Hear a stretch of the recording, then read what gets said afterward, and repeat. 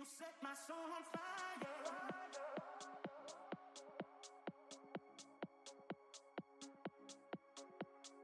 Baby, you set my soul on You set my soul on fire.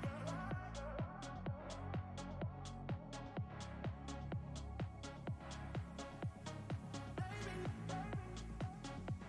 you set my soul on You set my soul on fire.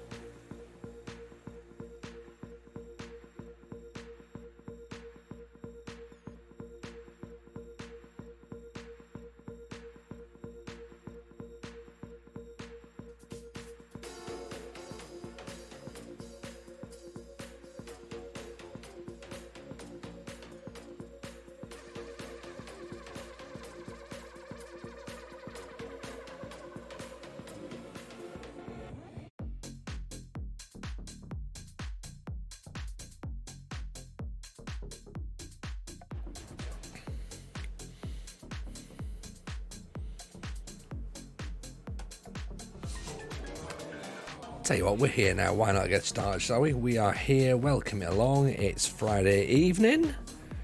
God, it's been a long week, hasn't it? It's been a long week. Hope everyone's had a good week, though, by the way. We will, of course, be getting into the Banbridge January transfer window. And you know what? We're still hanging out mid-table in the Northern Irish Championship. Who'd have thought it?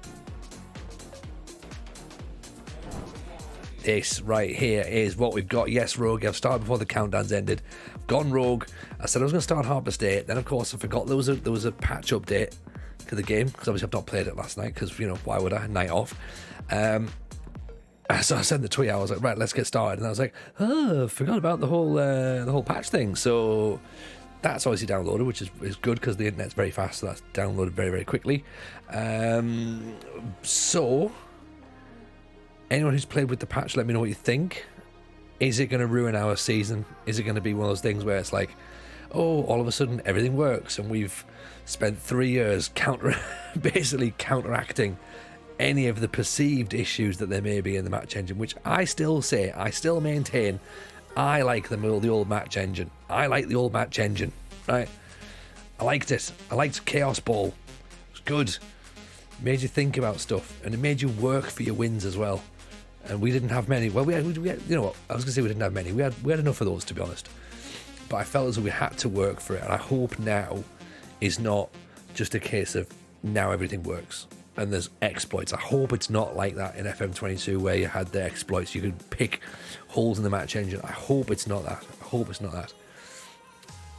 But there was quite a long list of things they fixed, so we'll have to wait and see. But welcoming everyone, of course.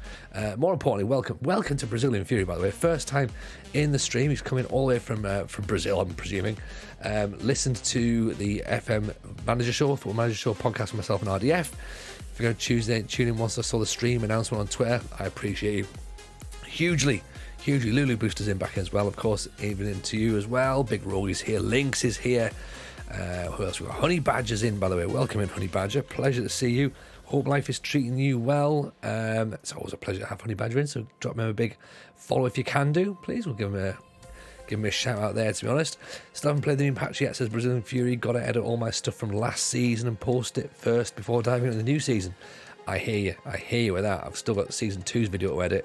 We're midway through season 3. So this is where we are. Look at this. Expected to be relegated. Like last season, we were expected to be relegated in the division below. We got promoted by the playoffs last season. This season, expected to be relegated. We're currently sat mid-table, which is pretty handy, to be honest. We're 15 points away from the playoffs, which means 16 points away from the title. We are 13 points off the bottom. Time for a pink hooch. You know what, Rogie? I could murder a pink hooch, but some of you might or might not know. I think I'm 3 weeks off the booze now, and for me, that's a massive achievement. It's genuinely a massive achievement. Like, I can't believe that is a big thing. Like, to get to 3 weeks. I mean, I'm 42 years old, and I'm sitting there going, "Oh, have you not drank for 3 weeks?" No, well, yeah, I've managed to get that far. So yeah, it's a big thing. And you know what's weird? It's kind of easy. It's really, really easy, and I was expecting it to be so difficult. Like, I've quit everything else. I've managed to like sort of block out of my life over various stages and stuff, and we've got to this point now where I'm like, oh, you know what? Just fucking, I'll try and like knock the booze on the head. And I think like, this is the worst time to do it. Christmas is coming up, you know. Everyone's obviously like sort of all beard up and that, but we did FMT live, and I was like, you know what? That kind of like felt like a good time. I was just like, right, cool, I'm done there. Came back and like, nah, just not fussed. I'm just like, nah, I'm all right, I'm good. And then I've had like a couple of Guinness Zeros, which are, you know what, are really good, really, really good. So I've had them, and then yeah, I've just not been craving it, not been sort of sitting there going, you know, I could do with a beer right now, or I could do with a gin or whatever. I'm just nah. The only thing I'm thinking, and this has been the last day or two, I'm thinking, am I never gonna taste whiskey again? That was my worry, like, you know. Because obviously Christmas is coming up, everyone's like, oh, I'll just buy Tony a bottle of whiskey or whatever. So I do like my whiskies.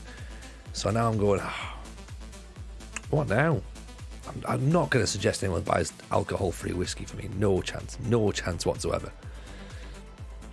But I even texted Mrs. J today. I was just like, do I buy a really expensive coffee advent calendar just, to sort of like keep myself ticking over? She's like, that's what you want to do. That's what you want to do. You know what I mean? Like, so I was like, okay, maybe we'll have a think. But yeah, I don't know. I think I'm hanging in all right. This, by the way, this looks like a bad run of form right here. This Dundela, Carrick twice, Ards thing looks bad, but it's not really that bad. Like, Dundela is probably the outlying result there, really. Dundela just below us in the league, but Carrick and Ards, look at that. Carrick, third, so we lost them first of all 1-0, then we beat them 2-0, but then we only just lost 1-0 against Ards, who were top of the table, so we've sort of fought our way back in. We're playing Anna now. It's Boxing Day in Northern Ireland. It's Boxing Day coming up, so we're going to play Anna, who are second in the league. Anna, who of course have Oggy with them as well from season 1, so that's going to be interesting. We are of course also, I keep clicking on the scouting page, should really bring to our attention the fact that Toby Crawford is coming back on loan in January as well, which is very, very exciting. Can't wait to get him back in. So he's going to drop back into the midfield. He's probably going to replace Wood, maybe Halfpenny. Halfpenny's doing pretty decent though since he's come in from Crewe United. Now, if you've not seen how the Northern Irish leagues work, this is what a good player can look like. Two-star player there. He's doing a decent job for us. To be honest, our star player, by the way, is probably if you go by the stars, it's Harry Murphy, but he's not really the star player per se. He's 130 quid a week. We've got Kieran Evans, who's come through the youth system. He's very, very good for us. He's one of our own. We are due another youth intake in March as well, by the way, and we are expected to have a decent youth intake once more. Look at this. Keepers, fullback, centre-back, centre-mid, wide mid, wingers and strikers. So we could be in with a decent set of youngsters coming through again. And I know it's comparative to where you are in your own sort of league and the standard of your player. So for us, if they've got two legs, then they're going to be like top class players for us. You know what I mean? Like, surprised those players can walk, let alone play football, after seeing those attributes. Well, this is the thing. This is like what we enjoy about this sort of save, is that there's people who will be watching who've obviously never seen this sort of football being played before, and you know what? It's definitely a learning curve. It's definitely a learning curve. We're used to it. We like doing it. We play like this quite a bit anyway. Leo Tessie, appreciate the follow. That's very kind. Thank you for that. But yeah, it's good just sort of gives a bit of hair on your chest, I think. We have got games in January. Rogie. I don't know what your idea was, but there is games there now. Loughgall at the bottom, that's Roughgall. Yes, should be.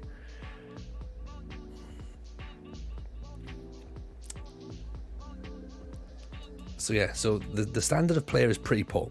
Not gonna lie. But that's what it's all about, right? The whole point of the save, if you haven't seen as well by the save is the British Isles Challenge. So it's British Steel Challenge, sorry. So it's the idea is to win every single trophy in England, Scotland, Wales and Northern Ireland. There's 33, it says 32, there's actually 33 in total to win. Some in Northern Ireland you can only win if you're in the right region. So we might have to go back and win something from Division 3, believe it or not. So we'll probably come back to that towards the end of the save. We're not going to go back down right now. And we're trying to build Northern Ireland up at this point. We obviously want to get to the situation where we can maybe get into the Premier League with Ards, with Banbridge, sorry. And if we don't get to the Premier League with Banbridge, then we've obviously got to start considering other options. Now, realistically, a better team in Northern Ireland would be the way forward, rather than moving out to another country and then coming back. But it's quite like a sort of fluid journey, man. We can really go anywhere, to be honest. So it might be interesting just to see what comes and where we go next, you know. So my lads club's £46 million in debt. If I were to sell a player, would I instantly be able to pay back the debt? I'm on 100% of revenue. I don't know, to be honest. I don't know. Sharvin's on the bench. Sharvin's in the chat. Get in. Oh, right. Listen here, Jack, okay? We spent money on you, absolute money on you, right? We chased you all last season, okay, to get you in. Desperate to get you in from Crew. You're banging them in left, right, and centre, okay? Look at this, man. 27 and 36. We were like, okay, this is the boy, okay? We need this guy in. Yeah. We chased you all summer. You were having none of it at first. You were like, nah, I'm not convinced. Like, gonna hang about with Crew. All of a sudden, we then went and we bought another striker. So you actually forced us to go and get Morgan Gore. Okay, because you weren't going to sign, we're like, right, we have to go and get something. So we went and got Morgan Gore, started paying him 80 quid a week, which isn't a lot of money, but we've now got some money, so we're like, so I think, right, money's now being swallowed up front. The DJ isn't getting paid, but he's still there, right? And then all of a sudden, and I don't know why we thought we'd go back in and try and convince you to come again, but we did, and you know what? I'm glad you signed. I just need to work out where to play you. Where am I going to get the best out of you? Okay, because for me, a poacher could be the right way to do it, but we've been playing with one, you see. Now, this is maybe where your goals haven't quite come just yet, is we've been playing you up front on your own. I think you're better in a 2, personally. We've had you in the number 10 position just behind, breaking through, making those late runs. But I think you need to play with a partner up front. So I don't know whether we play with Soup, have him as that sort of pressing forward and defend, and then he can come deep and get the ball and move it in for you, so you can sort of get the angle and get your shot away. That's what I'm thinking potentially. But don't worry, you're not on the bench forever, right? It's a pleasure having you in, by the way. What a moment. Has the update affected much? Hope it's not broken my tactic. I don't know, Barton. I don't know. We're literally about to get our first match started. It's against Anna. I hope it's not affected much, because I really enjoyed the previous version. I think we just about worked out how to go against the apparent match engine flaws, which I still don't think there was many match engine flaws, but never mind. That's a different conversation for well, it's already been and gone on it. Ep17, welcome in. Pleasure to have you here. Friendly Ghost, sick as a dog for days. Finally able to drag myself to work, mate. It's a pleasure to have you in. Pleasure to have you in. Let's do it then, right? So let's put you up top then, right? Come on then, Jack. Now's your time. Poacher on attack. You're in the chat. This is what we want. This is, you now have to look. We believe in you. We've always believed in you. Hello, Salty B. How are you, my man? Welcome in. Big shout, of course, for Salty B if he's here as well. If you're not following Salty B, by the way, make sure you do that. And the same for Honey Badger as well. It's both top quality streamers. So, right, you're leading the line, okay? Yourself and you know, DJ. Yeah, DJ is going to do it for you, right? DJ can be the target forward. Pressing forward, yeah. I'll put him as a pressing forward, actually. And then we'll have you as the poacher, running out. Then we're going to have Charlie Wood, Noel Halfpenny in midfield. I think we're going to stick with the side that just narrowly lost to Ards. Let's do it. No pressure at all. No pressure at all for anybody, including myself here. But let's see how this works. Right. Get everyone riled up. Jack just chilled out, just like, whatever. It'll be fine, don't worry. I mean, you know, it's fine. They've won 5 in a row. So this is going to be interesting. We've won 1 out of our last 5. But we're expected to get relegated, remember. This is like giant killing territory. Get a win, moves us above Newry. That's what we're going to do. Get that win, move us above Newry. If you're new, by the way, we're in white and blue. Anna are in red. Normally we're red and black, but obviously it's our away kit. Tony, would you recommend a shithouse 4-4-2 in the playoffs?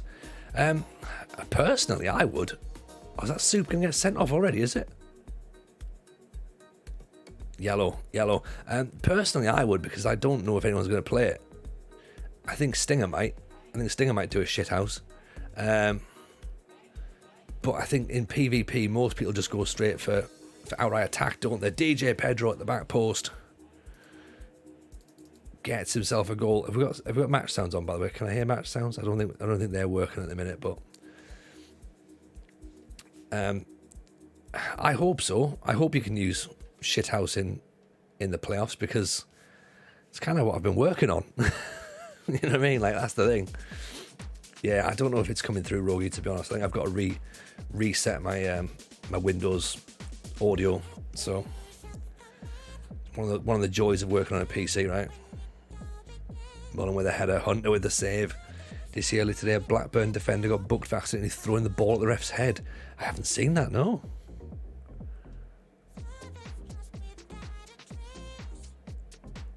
I mean, if you accidentally throw the ball at the ref's head, you know you're getting done. The second it hits the ref, you know you're getting done. Pedro Croskery. Oh, what a goal by Charlie Wood. 2-0 up, 4 minutes in. Jack, you're a good luck charm, mate. You're a very good luck charm.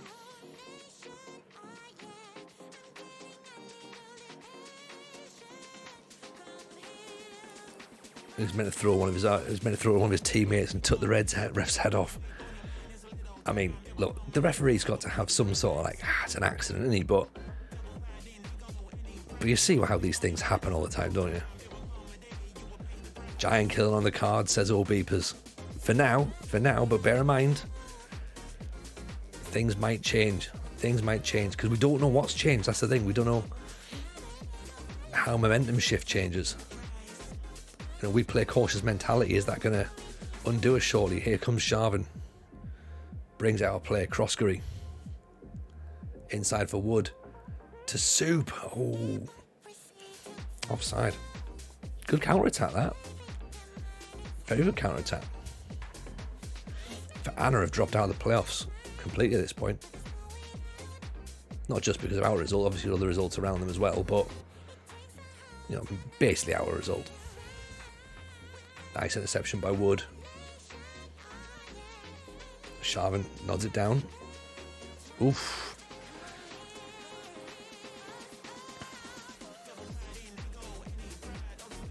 Are they still? Is everything still getting daft injury time? I've heard. Obviously, I've not watched any of it, but I've heard that there's been stupid amounts of injury times played. But that's a great finish.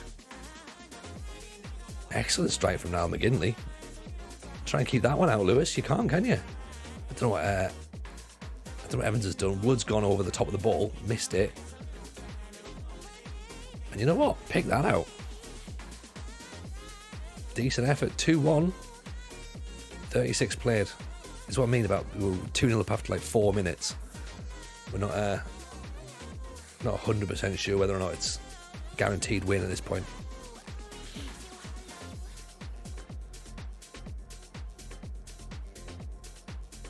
That's too long, isn't it? Cameroon 1-0. The striker scores in the 92nd minute. Takes his shirt off. Second yellow card and gets sent off. Brilliant. Brilliant.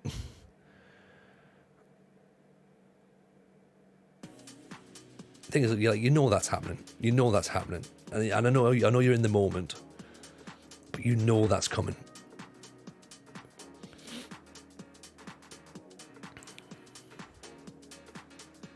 Oh, lovely take by Pedro. Oh. What, like, he's just... Oh, Pedro is just absolute class. Look at this, 4 shots, 4 on target. Good first half, very good first half actually.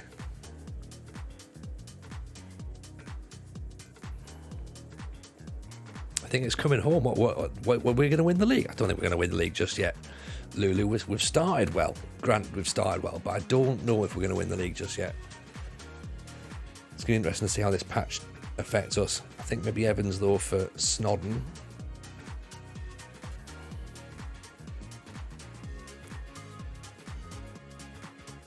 I think that mistake from Evans is just playing on my mind a little bit. Plus he's tiring, so don't want to risk him getting sent off or making another mistake. Even Dave Goodger, how are you, my man?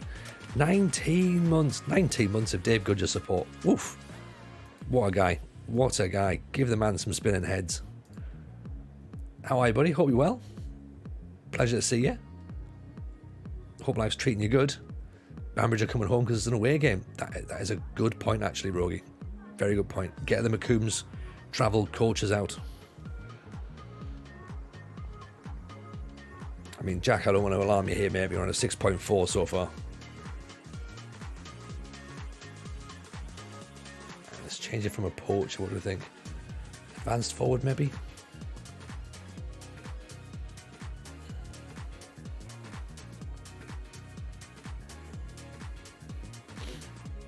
Oh, look at that. Look. So much space. Soup. All the way back to Croskery. Oh, 3-1. Is my headphone cable hitting the microphone? By the way, can you hear that? Lulu Buster, funny last night, I ended up in RDF stream. He was just testing out the patch, losing his shit over a fullback error. Made the mistake of suggesting perhaps the player had bad anticipation attribute. Yeah, I tweeted him today because I saw that he was kicking off about it. I was like, oh good, thank God for that. Another thing for you to complain about.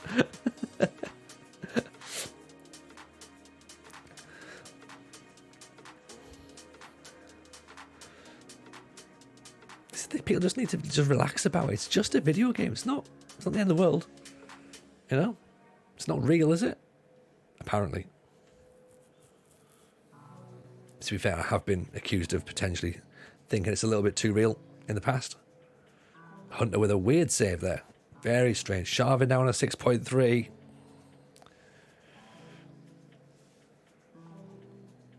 What do we think? Can you come deep for the ball?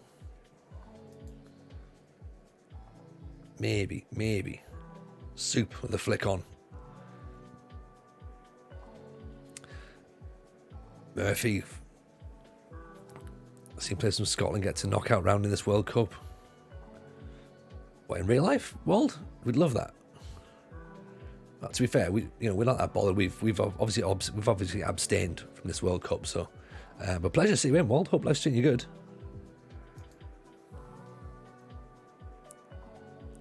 Harry Suter's a good player, isn't he? Yeah, that's a good point. There's Oggy just watching the ball drift out a little bit. Specialised. Appreciate the follow. That's very kind. Thank you for that.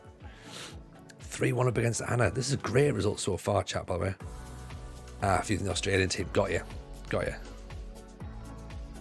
Obviously, Goldie as well would have been potentially Canadian player in the World Cup, but apparently he's not good enough for Scotland, or just he's not going to get a game for Scotland. I don't understand it. Like, I'm still not talking about the whole why is Ryan Gold not playing for Scotland thing. Myself and Rogie, we both got our views on it. Moz has definitely got a view on it. But, come on now. Why would you not play Ryan Gold? Don't see any reason not to, you know what I mean? This, by the way, this is a huge result right now.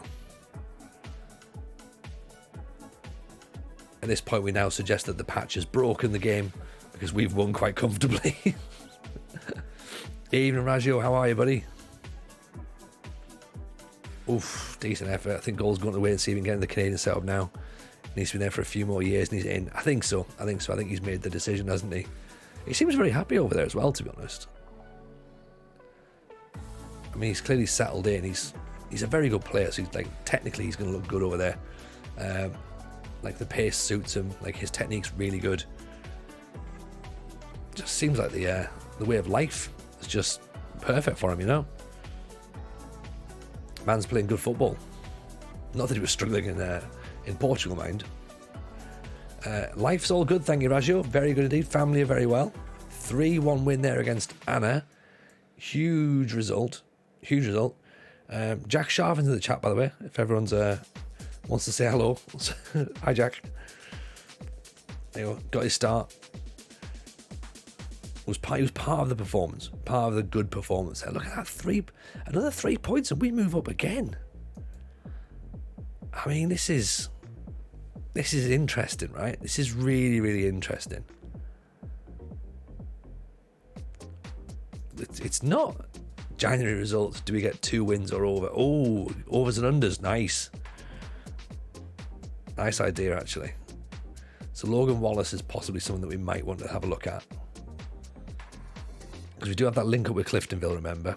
So hopefully we could potentially get someone in there on loan. Not have to pay their wages either. That'd be pretty decent. So yeah, that's what we look for. Where do we need to improve as well? By the way, because obviously we're going to get Campbell's coming in, so he's going to like Crawford's coming in, so he's going to do decent in the in that midfield. So that's going to give us another little sort of bit more solidity when it comes to defensive work. Do we get another centre back? Do we get another full back? Obviously loans only. Where do we really think? Is Youngson still good enough? Is our left back good enough? Or do we maybe look out wide and think, is there a Croskery, he's on a 6'9", Soup's on 6.87, but of course he does play up front as well. Strikers, we've got strikers. We've got the DJ, we've got Sharpen, we've got Morgan, we've got Owen McGill, we've got Brendan Waters potentially coming through. We've still got McDade, who sort of like is still here, just about, from last season, so he's still there. So he can obviously step in if needs be. I just think it's that thing of just, can we get someone who's quality in there? Where's the Northern Irish Messi, Corey Evans? Well, hey, if we could get Corey Evans in here, we'd have a great time. Yeah, I think let's have a quick little look, see who's available. Because again, loan market only, clearly.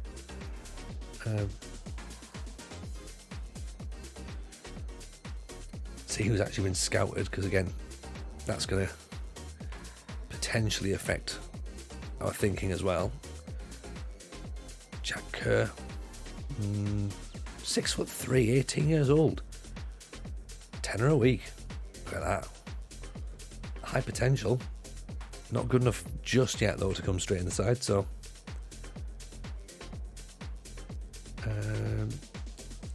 nobody really.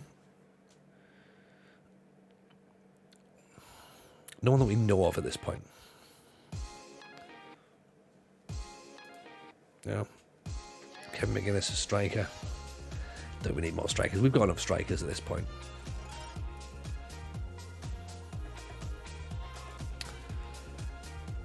Right.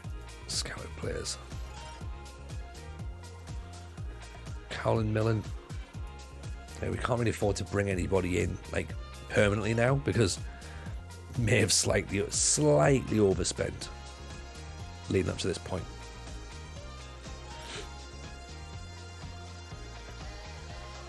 Yeah, we had a 850 quid a week we could spend, and we've actually managed to go over the top of that, I think. Yeah, we're on 934, so oops. But sometimes you've got to speculate to accumulate. We're almost forced to take over at that at one point as well because of that. So we'll see. We'll see what happens. There's a couple of youngsters in there who are sort of like still getting paid, who probably aren't going to make it. So we're going to release them as well, I'd imagine.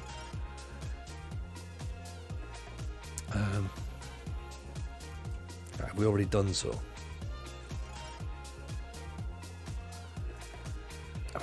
Campbell, 1.5 stars. He's a backup. Isn't he? Do we get?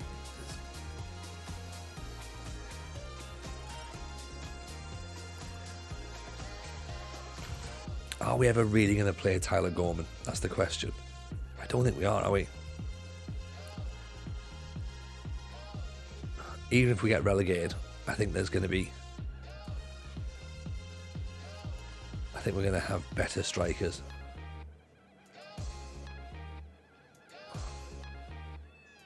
Sorry, Tyler. I think it's time to cut you free.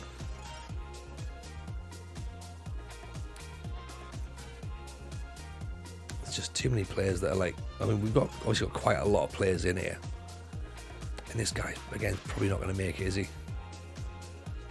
Corey Druitt.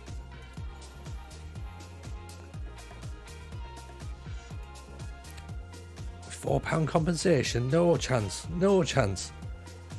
Robbed me blind. Jeez, I've never seen Never heard of such disgraceful sort of £4 compensation. The thing is, the reason I had to say no is because there's potentially the board would block it because we have no transfer funds. So I've just left it in because I don't want the embarrassment of the club going, we haven't got £4. Can't afford to release him. So I think we're just going to have to wait until his contract, he doesn't even have, expires. Right, so Crawford's coming in, that's good. And he's out of contract in the summer as well. Can't imagine he'll want to stay unless we somehow end up in the Premiership. The Northern Ireland Premiership, of course. I mean, if we do, then that's a huge season, right? It's a huge season. 2 wins and overs winning in the poll, by the way. Let's have a quick little look at the schedule as we come back. So Loughgall, who are bottom of the table. Newry, who are 5th. Warren Point in the Northern Irish First Cup round. And then Dundela, who are 8th. So, in theory, winnable matches. In theory. But football is not played in theory. As you know, football is played on grass. So, fingers crossed.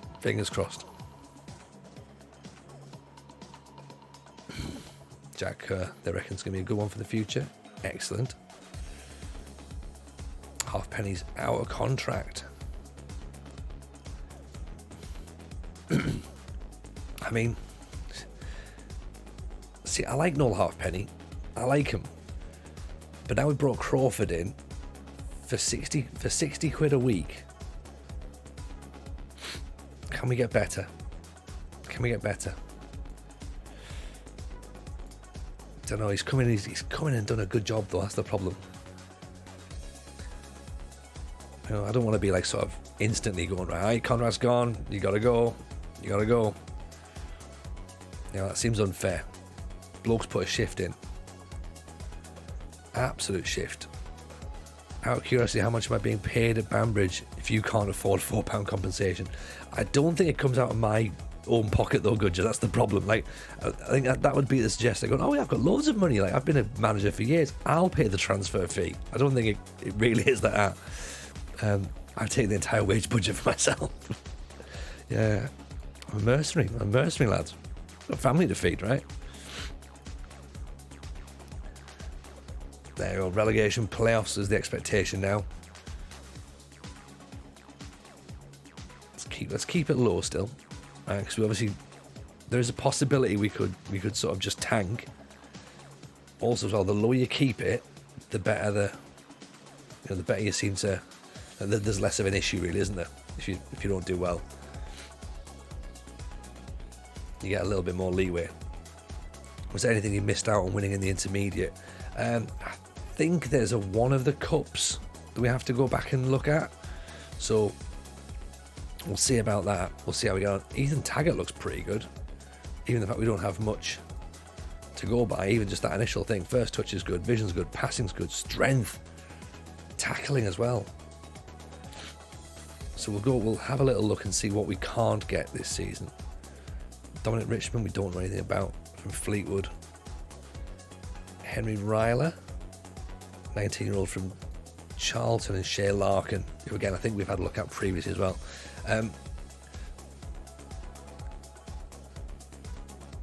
Donaldstown could be interesting. And Burns, 32, 6'1", decent dribbling, decent off the ball. Where are Manuel playing? Manuel are non-league. Okay, interesting. Zach Cowan, midfielder for Ballymacash. Let's have a little scout at him, shall we? Not Breeder apparently interested there. Belfast Celtic are looking at Donovan Purrington. Well, we'll have to see. So if we go down the road then to the Intermediate League and we look at Actually, let's just look at what we played in last season as opposed to what we play in this season. So, last season, we did the Betfred, the Bet McLean, the Mid Ulster, the Intermediate Cup. The Intermediate is what we won, so that's good. So obviously we can't do that again this season. We've played in the Bet McLean and the Mid Ulster Cup this time, so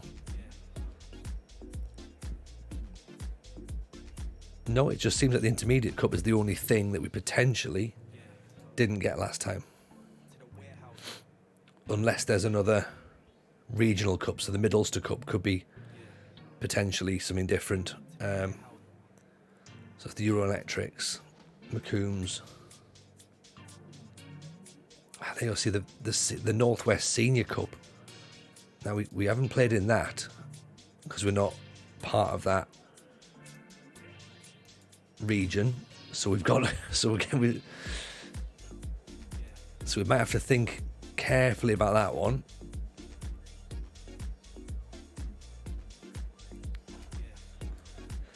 Okay, McCombs Travel we've done. And what's this one? The Steel and Sons Cup again. We haven't done that either. So who's in that? Queens, Linfield, Swifts are in. So it's not obviously the full Linfield. Right. So that's something else we've got to think about, and the Antrim Shield as well.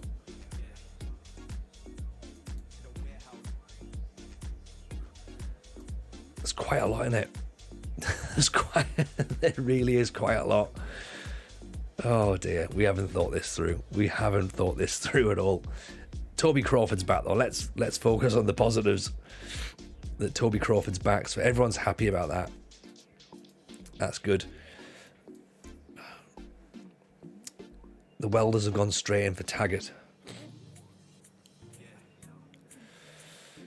Where are the Welders in the league? Welders in the Championship and they're top. I mean, let's go. Let's go for it. Can't get it. Never mind. I love that. Your position in the league is concerning me. Like, we're 8th, but we're certainly not expected to be 8th. Certainly not expected to be 8th. Sit right back at this point. Same with Wales, didn't get the top tier 2. The tier 2 cup, I'm going to go back with the Cymru North at some point, just some part of the save. This is the thing, Raju, isn't it? So when we've got, that many cups to do and that many sort of like leagues to get through, we can always go backwards and do it later at a later date. So, there's certainly no rush right now. Board are happy enough, B-. Satisfied with the results on the pitch, happy with the tactics. Fans, C+. Happy enough, I guess. Concerned that the player's not quite entertaining enough, which, sometimes it's a trade-off, isn't it? We'd all love to play wonderful, expansive football, but at this moment in time, we're just sort of like, keeping ourselves to ourselves and being like, right, let's just try and get this one done. Stephen McGuinness, we can't afford. Anyway, Avad Gudis has gone back. Fine, not a problem. We didn't really play him, so it's not a trouble. I mean, look, this Shane Beggs, he still hates us. 3 years in the job and he still hates us. Delighted to bring him back home. Excellent.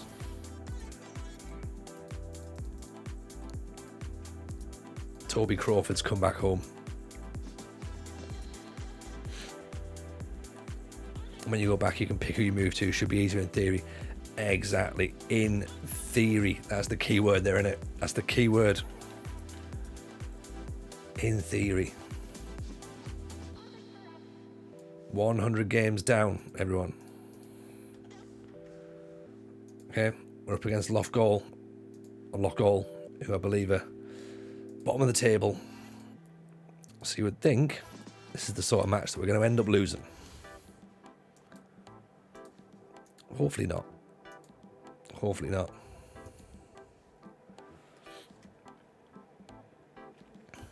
Because I think what we thought about going forward is we'll give, if we don't get promoted this season, which I don't think we will, I think we give Banbridge one more season next year, have a go at trying to get promoted. If we don't, then we may have to consider a different employer.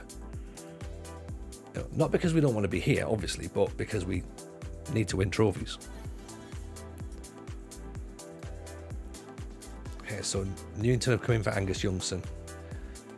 Now, do we have a right back up our sleeve just in case he goes?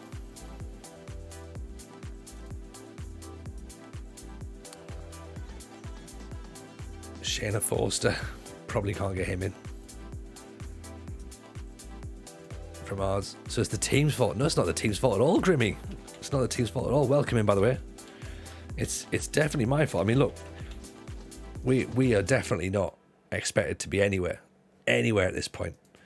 So I think we've done incredibly well to get where we are. Actually, he's not too bad as well, man. Sean Tommen at Donstown. He could be the option if Youngson goes. Yeah, no, we're not expected to be anywhere, mate. So if we don't go up, that's fine. We're actually expected to be relegated, so we're not really expecting to go up. So if we do, it'll be an absolute surprise. Probably might have us after next season. You're near a sixth of the way through. In what sense, Barn? Right, as in what? The 50, was it like for 50 years? I mean, yeah, there's no real issue that we can go for longer. We can go for longer than 50 years. That's not a problem. But yeah, we'll go as long as we go. Or a sixth of the way through the game cycle. It's to 50. I thought it was 30. Oh yeah, so 50 seasons, I reckon, for 33 trophies. That's what I think. That gives you what? That gives you like 17 seasons where you don't win anything. And that's probably being generous, I think. Because realistically, you should be trying to look to win at least one a season. That's, I guess, kind of how they would expect it to be played out. So last year we got 2, which is great. This year we've still got a chance of something. So we'll have a look there. But of course, the regional cups, that's going to be interesting to go back and try and work out. 50 seasons, good luck, win all the trophies with Blythe in England. Yeah, exactly, Grimmy. This is the thing, we can't even do it all with Banbridge here, because in Northern Ireland, the cup competitions are regional. So there's some trophies we can't win with Banbridge. We have to be a different team. So we have to be at least 3 teams in Northern Ireland, at least. So that's what makes this save a little bit more interesting. But as you say, when we get to England, we can do everything with Spartans. DJ Pedro, 1-0. Lovely bit of play, Crawford. 4 minutes into his return, gets an assist.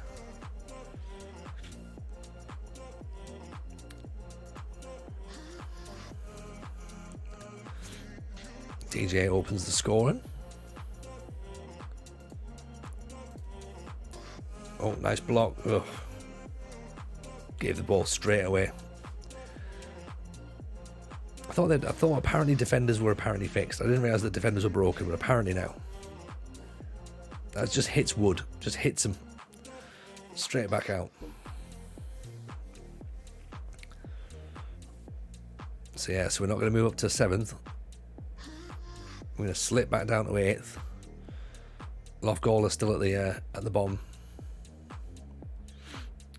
Still playing cautious mentality, so I think we might have to go a little bit more attacking. Be a bit more adventurous with the ball. So we'll go positive. I think what we'll do as well, we'll push up a smidge. See if that helps.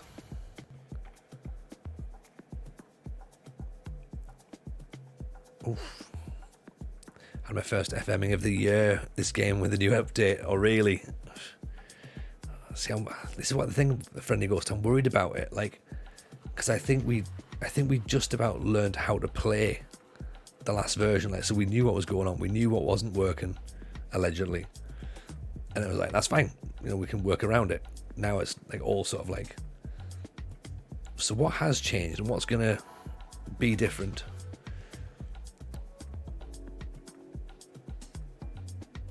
Because you guys all know me, right? That if, for example, we end up going on a bit of a tear up, I'm probably going to be upset and think that it's the game's fault and not we've just got a good side. I'm like, oh, we've won lots. That's weird.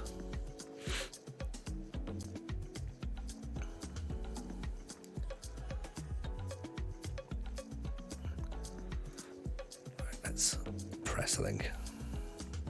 Try and get the ball back off them, I think. Still haven't updated. Centre mids, turning to prime. Daniel Agger, long range shots in the top corner every time.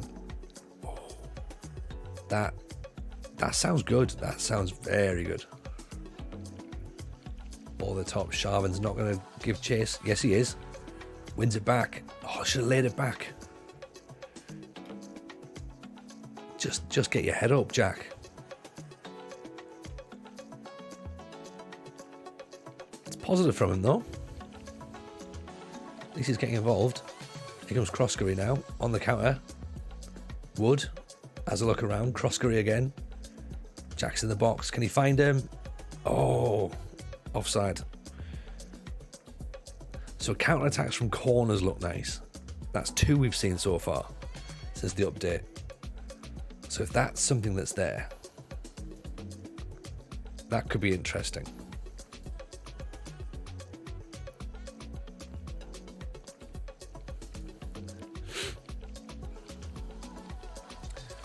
Positive FM23, even as an underdog team, has been effective.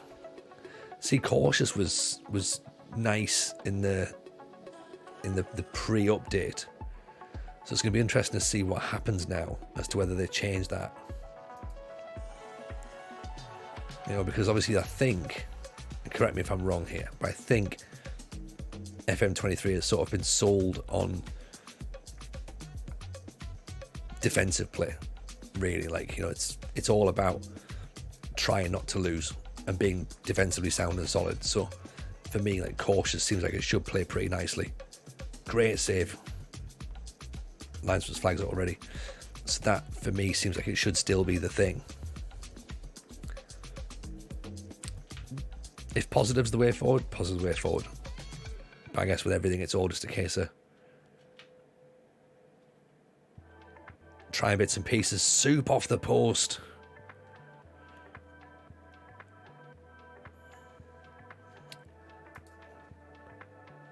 Let's go a bit more direct, I think. Again, we'll move up out of that mid block. Push on a bit. From what I've found with FM23, it's all about taking your chances when the momentum changes. And knowing when the momentum changes. And if it's positive for you, then you've got to learn how to kill the game off. If it's negative, you've got to learn how to react to that really quickly. Otherwise, like, it's just game over. You know, that's what we've seen. So,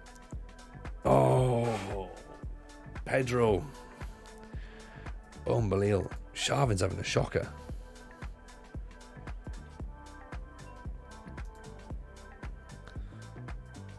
Fair bit of success with low block and cautious. Exactly, Dave. Exactly. That's exactly how we've been playing. You know, it's exactly how we've been playing. And I like it. I really, really like it. Oh. I don't like that, though. That's not what I like. Pushing forward and getting caught up over the top.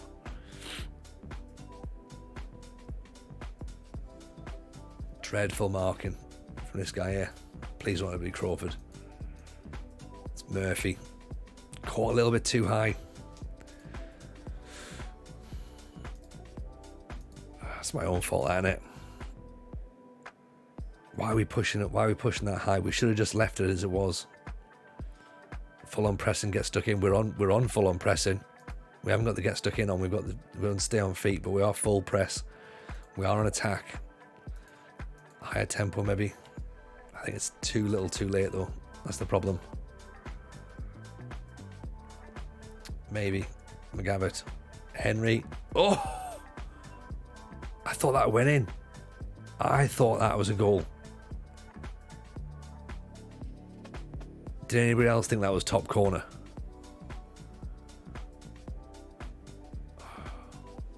It's a shame that it's not. That would have been absolute worldy to have equalised, wouldn't it? Hunter, what? Don't put your foot on the ball. Get the ball forward. The DJ can't control it. Murphy launches it to nowhere. Defeat to bottom of the table. I called it, didn't I? Called it before we even started. I was like, that's not good enough. Knew that was going to happen.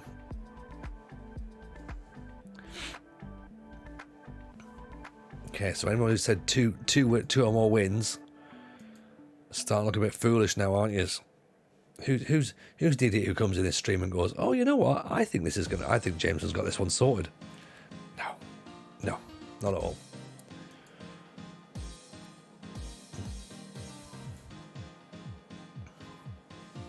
Not at all.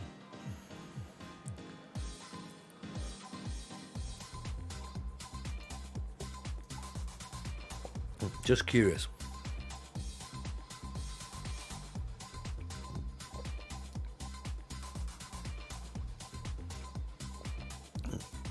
TNS's jobs available in Wales.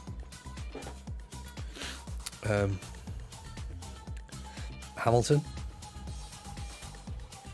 It's probably about as high up as we can go.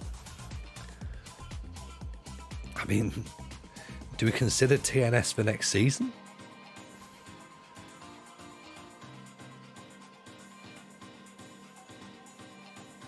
TNS are the cheat code. They absolutely are, aren't they? Slavchan, welcome in. Is it a bit shit though to be TNS? Do you know what I mean? I think it probably is, isn't it? I think it's a little bit. Like, that's not the TJFM way to do things, is it? That's like going straight to Man City and be like, oh, you know what we should do? Yeah, we'll just take. Yeah, now it's time for the Premier League. That's boring, mate.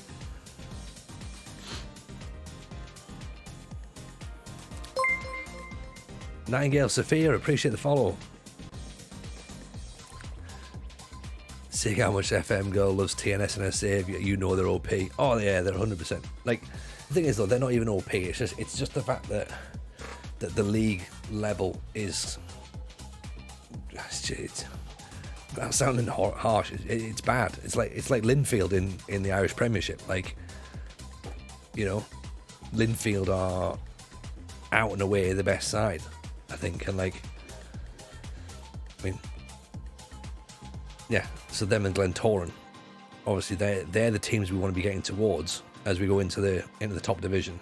So, you know, if we can get their jobs, then we're on to something.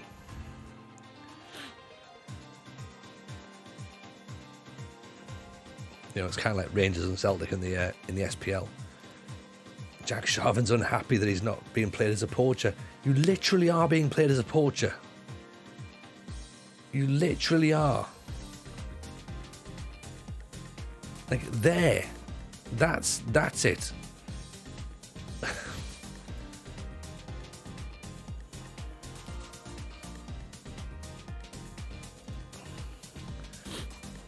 Not cheeky, but if you've got high enough rep to be offered the TNS job, you deserve the chance, a bit of success.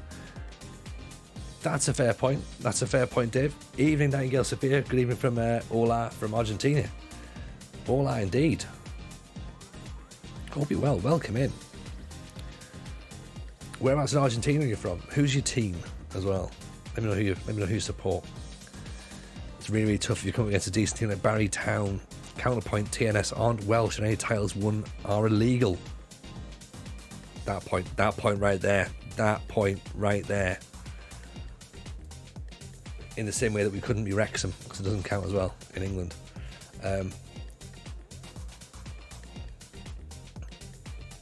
A very good point, well made by Rogie, as always.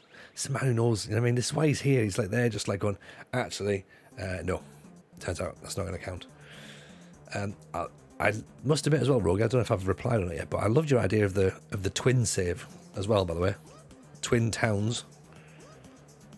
It's a very good idea. I was trying to work out who Sunderland were twinned with. I'm sure it's somewhere in Belgium, I'm sure. And then I went and had a look at Washington, and I'm still not noted as one of the prominent people from Washington. There's not many of us, and I'm still not even on that list. So if anyone's got Wikipedia access, wants to put me on, I'm definitely from there.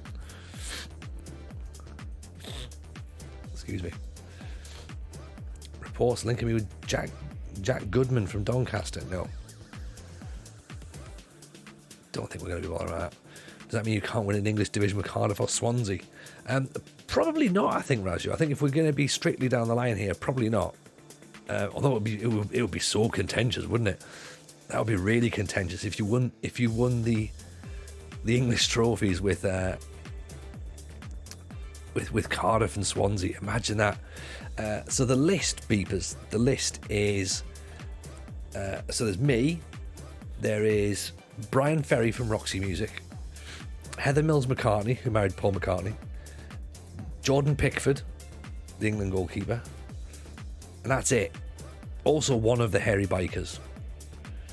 That's the list. Google tells me some of the twins with SN and Saint-Nazaire. Saint-Nazaire, that's the place. Yeah. SM playing 3 Liga. Get in. Banbridge attracting interest amid takeover rumours. Ooh, here we go. With one or more interested groups believed to be preparing offers. I'm here to support Newry for Cagliarella. It's excellent, Jute. In you come. Bless. We love Cagliarella, by the way. We were in the whose stream was it? We were in the other night, and he was giving it big Cagliarella vibes. We raided over. It was good. It was good fun. It was of course it was your own, wasn't it, Jude? Sorry, yeah. One of those mind's gone blank moments. But yes, welcome. We will of course shout you out as well. By the way, you were a man of your word. You were like, oh yeah, we'll pop in sometime. Like, yeah, pleasure to have you in. How did the rest of your stream go, by the way, buddy? Hope it was a good one. It's Friday. It's allowed. You know, the thing is that I can't even say. I mentioned it before. I can't even say, oh, it's because I've had a few ales. I've not even had any ale in like 3 weeks, so I'm off it at the minute, and I'm doing good for it. So here's where we are. But welcome. Drop a follow, by the way, on Jute, who had a Scunthorpe save the other night. So go and check them out. Good people. Cass is in. Evening, Cass. How are you? And Rob Woolhouse as well. How is the save going? Save's going good, man. Save's going good. We're doing all right. We're here. We're hanging in. We haven't won any more trophies since last time. There is that. Yes, of course, Boom Boom Cagliarella has to go on as well. Haven't been sacked yet, and Scunthorpe been taken over in real life. Fantastic. Love it. We potentially might be getting taken over in game here. So this is what we are. Again, still those rumours are rife. Still rife. A couple of groups interested, so maybe we'll see. 3 weeks, congratulations. Thank you, Cass. Thank you very much indeed. As I said earlier as well, you know what? I'm finding it pretty easy. To be honest, I was expecting it to be like a bit like up the walls and that. Mrs. J might tell you otherwise, however, but I think I've been fine. I think I've been all right. You know? So yeah, it's been one of those things where it's a bit like, yeah, okay, it'll be cool. Here we are, sorted. So yeah, we'll see how we get on for the rest of like lead up to Christmas. The lead up to Christmas should be easy. We even went out for a meal with work last week, and so I made the point of driving. So I was like, right, I'm gonna drive. That'll be cool. So I'm not even gonna have like the obligatory one you can have to drive. Didn't even bother with that. I had a non-alcoholic beer, and I had a lime and soda with the meal, and I was like, all right, done, easy. Here we go. Got a couple of Guinness Zeros. But as I said earlier, though, I am wondering if that means I'm not allowed to have whiskey again, because that will be a shame. That would be a big shame. Because I am partial to a little drop of the old whiskey. A good one, not only this like cooking whiskey nonsense, but like a proper nice one. So yeah, so we're away to Newry. So Jute's going to support Newry. I'm sorry, Jude, but we need a win. We need a win more than more than Cagliari does. I know you can get 0% whiskey Rogie, but do I? Like, I've tried, like, 0% wine's horrible. I've tried that. That's not very nice. I know you can get 0% gin, which is water, presumably. But I just sort of think that I don't know. I don't know how I could. I don't know what I would think about that. I guess with whiskey, it is kind of like, it is all about the flavour. So it's not necessarily about the alcohol itself, but part of that is what gives it its flavour, isn't it? Like, you know, so there's that really. So I'd be interested to see how it works. 0% wine is just juice. It is cask. Like when Mrs. J was pregnant with our firstborn, I went 6 weeks off the booze for that, because I was like, right, we never sort of knew if we would have had to have darted to the hospital at any point. And I bought a bottle of 0% red wine, and it was like shit Ribena. It was dreadful. Evening, Helena Santos, welcome in. Appreciate the follow, very kind. Evening, Monk, don't you worry about being late. There's no one's late around here. I was late, to be honest. Get in, soup.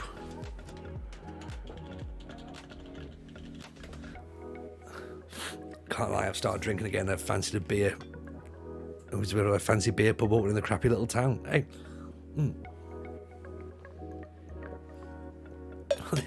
This is the thing, like, so in addition to all of this, evening Sean Curtis, welcome in. How was your stream? Appreciate the raid, lovely to see you. What were you streaming tonight? What's been your thing? Football Manager by the looks of it. What's the save? Oh, bad defending, nice block, nice clearance off the corner flag. Kept in off the corner flag. What incredible technique that is. Over time, things will get a lot better in regards to 0% stuff. 100% agree, Cass. 100% agree. Like, because if you think about when you had 0% beers and lagers, even like 5 years ago, it was awful. It was dreadful stuff. But now, like, you've got your proper craft brewers, and then now your big breweries, you know, like your Guinness. If someone like Guinness is like sort of taking it seriously to make an actual Guinness flavored drink, and you know what I said, yeah, I can tell the difference, but you know what, Guinness Zero is pretty good. It's pretty good. It's a very, very good substitution. Like, I think you're right. I think it's more socially acceptable as well to be drinking like a non-alcoholic beer or whatever. But yeah, and then the flavours are obviously better now as well. Nice block as well. How many trophies have we won, Monk? We've won two out of 33. So there's a lot still to do, but we're getting there. Nightingale as well has said that they are from Buenos Aires, I believe. Is that right? There's a small town between Buenos Aires and Rosario. My favourite team is Racing Club and Real Madrid. Nice, welcome. Pleasure to have you in, of course. I think you do know how scared we are before playing Poland. Oh, of course, Argentina, Poland is happening. Is it happening or has it happened? I'm not sure. I'm not. As I said, well, people who've been following me for a while know that I'm not watching the World Cup, so I don't really know what the scores are or who's playing what or when. But everyone seems to be having some sort of time, I presume. Adnan's ghost ship is tasty as. Oh, okay. Where do I get ghost ship from? That's not the one that's selling Tesco's, is it? That's not the ghost ship that's in Tesco's. Or is it?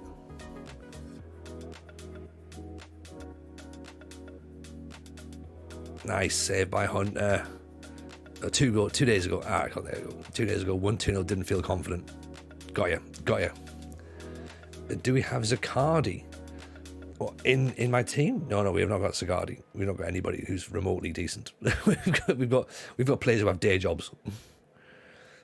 They've got Weatherspoons. Oh, it might be the same one then. It might be the one from Tesco's. Henry has a go. It's not gone in just yet. Sharvin on that 6.6. He's having a belt. Oh, Zacardi wine. Got you.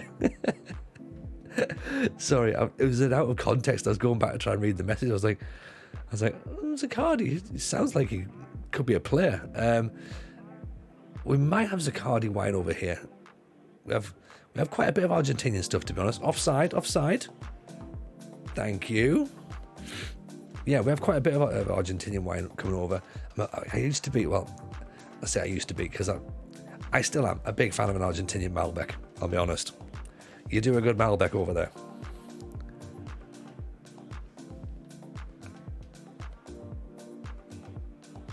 Oh, good ball. Sharvin. What's he playing at? Smacks it over the bar. Surely it was more difficult to miss than score there. At least he's got himself in a position, that's the main thing, right? Those players work at B&M Bargains and Asda. Damn right they do. Like, this is the thing, if we have a transfer, the player has to basically be able to find a transfer for his day job to come and play for us. Oh, John McGovern again. Offside again. Her cousin's friend or uncle created Zacardi Winery. Really? I mean, that right there is a hell of a claim to fame. Right here we go. Right now, we might be looking for a sponsor for the Football Manager Show podcast. So if you're interested, ooh, good effort. By the way, if you're not listening to the Football Manager Show, then you really should. It's available every single Wednesday from The Athletic. Available all podcast areas, podcast platforms. Videos on YouTube as well. Actually, I should realise is the video going up today? It might have gone up today. You better these ad reads for the podcast. I'm doing decent, aren't I, Rogie? It's all practice, right? I sent a few things out during the week. I was just like, you know what? We're in the market for sponsors now.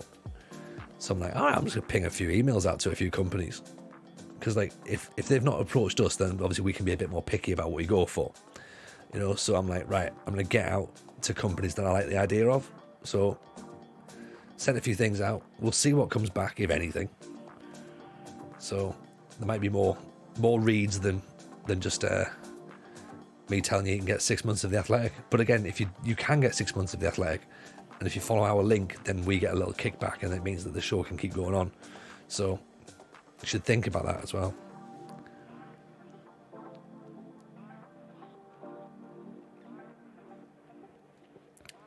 Youngson, Murphy. Youngson, big ball up over the top. On my FM save, Switzerland had just won the World Cup. Excellent. JM Thoughts would be delighted for that. You know what? I'm quite delighted for that. Switzerland winning the World Cup. Brilliant. Ooh, header straight out, goalkeeper. Sub runs out at the end of the month, so depending on how long this offer is on for, I may need to take advantage if I can. Oh, that's 60 quid. Yeah, it's expensive, isn't it? I think, well, from what I understand, Rogie, and don't take this as gospel, but from what I understand, that's our link. So that will be the link that continues. So make of that what you will. Although there is a link as well that's going around. I think there's one on Facebook that's 12 months for 12 quid. So again, I mean, I wouldn't suggest you use that one. I'd suggest you use ours, but you know, all links are fine. Hashtag this is an ad. Over the top. Evans isn't having a great time. 6.2. You know what? Let's bring Wood off for McGavitt. Dribbling off the bar. I mean, this is the thing though, Rogie. Like you'll get the benefit of it because of the fact that they do so much different stuff sports-wise. The NHL stuff's brilliant. Pedro, DJ bangs it over the top as well. So like, you know, things like the NFL, the NHL, their MMA stuff's really good. This general journalism is very, very good as well. So if you're into other sports, then it's definitely worth a look at. I'm watching Derek Chisora versus Tyson Fury tomorrow night. Am I? No. Controversial opinion, Monkey Boy. Controversial opinion. I find boxing a bit dull. I'm much more MMA. Croskery, 2-0. There's Newry done for. We've rode our luck here because they've had 2 goals disallowed, which not entirely convinced they should have done, but we'll take that. Brilliant play from Youngstown there. Croskery gets his head up. Could have played in DJ, but no, figures I've got this. Bottom corner. The guys that got for Scottish football break down stuff quite well. The ladder writes for Celtic. Breaks play tactically. A big fan of him. Nice. Yeah, this is the thing. There's a good sort of like spread of journalists there, and they're all putting some really good stuff in. I'm enjoying Adam Crafton at the minute. He's sort of like trying to write the World Cup on a different angle. He's obviously like looking at the LGBTQ situation and the migrant worker situation, and he's very openly sort of saying that that's what he's going to start writing about. So I've been reading his pieces. Really good. Hate all fighting sports. I want to watch a fighter go down the pub. Yeah, I get that. Friendly ghost. I used to be the same as well. I must admit, and Mrs. J is shocked that I watch MMA because I'm a complete pacifist. I hate the idea of it. I hate the idea of any fighting at all. But my God, I love a bit of MMA. I really do. I don't know whether it's just like that's satisfying the itch that's been like inbuilt in me that I've never really known. But yeah, like I watch it, and I think I watch for the technical aspects of it. So I'm not fussed of all the blood and that. I'm not there for that side of it. I'm not like, oh, get him, kill him, blah blah blah. Right? No, I'm like watching it from the martial arts perspective because I've started like doing tiny bits of jiu-jitsu, and I'm really enjoying it, and I enjoy learning technique. So like I'll watch things and I'll be like, how have they done that? Like, okay, that's interesting. Like, how did you get out of that hold, or like, how did you get into that hold? And that's what I'm looking for. I still think the idea of actually being in the cage would be the most frightening fucking thing in the world. Like, I couldn't possibly imagine standing in there and then going like, right, I guess we just fight this dude then. I couldn't imagine that as a thing. Like, I've got a mate who does Muay Thai, and he's a comedian, does Muay Thai, and he's been in like actual Muay Thai fights and jiu-jitsu fights, and I'm just like, why would you bother? why would you bother? Like, what a stupid decision. You've got no idea who you're up against. They're probably they might batter you. You don't need that. But yeah, he's having a great time doing it. But fair play. Each to their own, innit? He's a lad from Suriname from an FM forum back in the day. Oh, okay, I've not read the Suriname article actually. I'll have a look at that. If you're very interested to see what they've got with it. He's beaten Chisora twice. See, I know about Chisora. I know he's meant to be good, isn't he? Chisora's meant to be decent. Isn't he like wasn't he one of the best ones? He was good, but Tyson Fury's just, I don't know, he's a big dude, but not massively convinced, not I'm that bothered, really. I mean, you know, he's took the WWE dollar, so he's clearly not that fussed about boxing. You know. Even Joel from Stoke, how are you, my man? Welcome in. But then again, you've also got, and I will say this, you've also got pricks in MMA as well. So it's not just me hating up on boxing, being like, oh, look at them, they've gone and, you know, chased money elsewhere. There's plenty of MMA fighters who are doing the same thing. But what I do find interesting,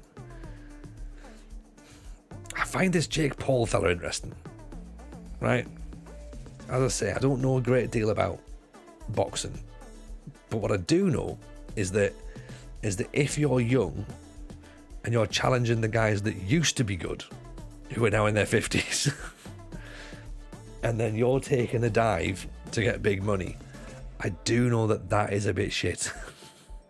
Do you know what I mean? Like, I think that's a bit rubbish. Because he's now starting to think that he's definitely a boxer. And he might be a boxer, I don't know. But you can't go and fight old MMA fighters and be like, yeah, I beat these MMA fighters in boxing. who are like going, yeah, great, but why don't you fight them in MMA and see how good you are? Because you'd lose very, very quickly. You'd be choked out within seconds. Like, hello, CM Punk. That's what would happen. But the thing is, though, Dan, the thing is, right, now, Jake Paul is a big prick, but he's actually, and this is why I'm undecided on him, he's getting eyes on boxing. Because boxing, as you know, is nowhere near as popular as it used to be. It's nowhere near as popular because obviously the fact that, there's so many fights that are fixed. The divisions just aren't really very good at the minute. There's no sort of like decent fighters anymore. It's just not the thing that people are watching. He's getting eyes on the sport. Do you know what I mean? Like, he is genuinely getting more people interested. Whether it's because they want to see him get knocked out, quite possibly. In the same way Conor McGregor was the same with MMA. Like, people hated Conor McGregor, thought he was a bit of a prick. But you know what? People tuned in when it was a pay-per-view to watch Conor McGregor because they wanted to see him lose. Do you know what I mean? That's the thing. And Jake Paul, I guess, is kind of having the same effect in boxing, really. He's selling a shit ton of pay-per-views because people want to see him eventually get knocked out. Now, if he's smart, and I'm starting to think he might be, he'll stop before there's any doubt of him getting knocked out. I think he'll stop before there's any doubt. Because he's picking fighters that he knows he's got a good chance against. Do you know what I mean? He knows that he's got a good chance against. Like fighting Anderson Silva. Again, a legend of MMA. But his stand-up boxing wasn't his strong point.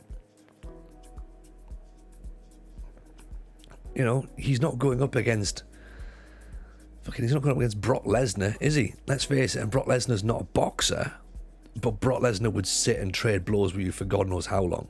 Do you know what I mean? Like, he's not bothered. Brock Lesnar is just a fucking machine.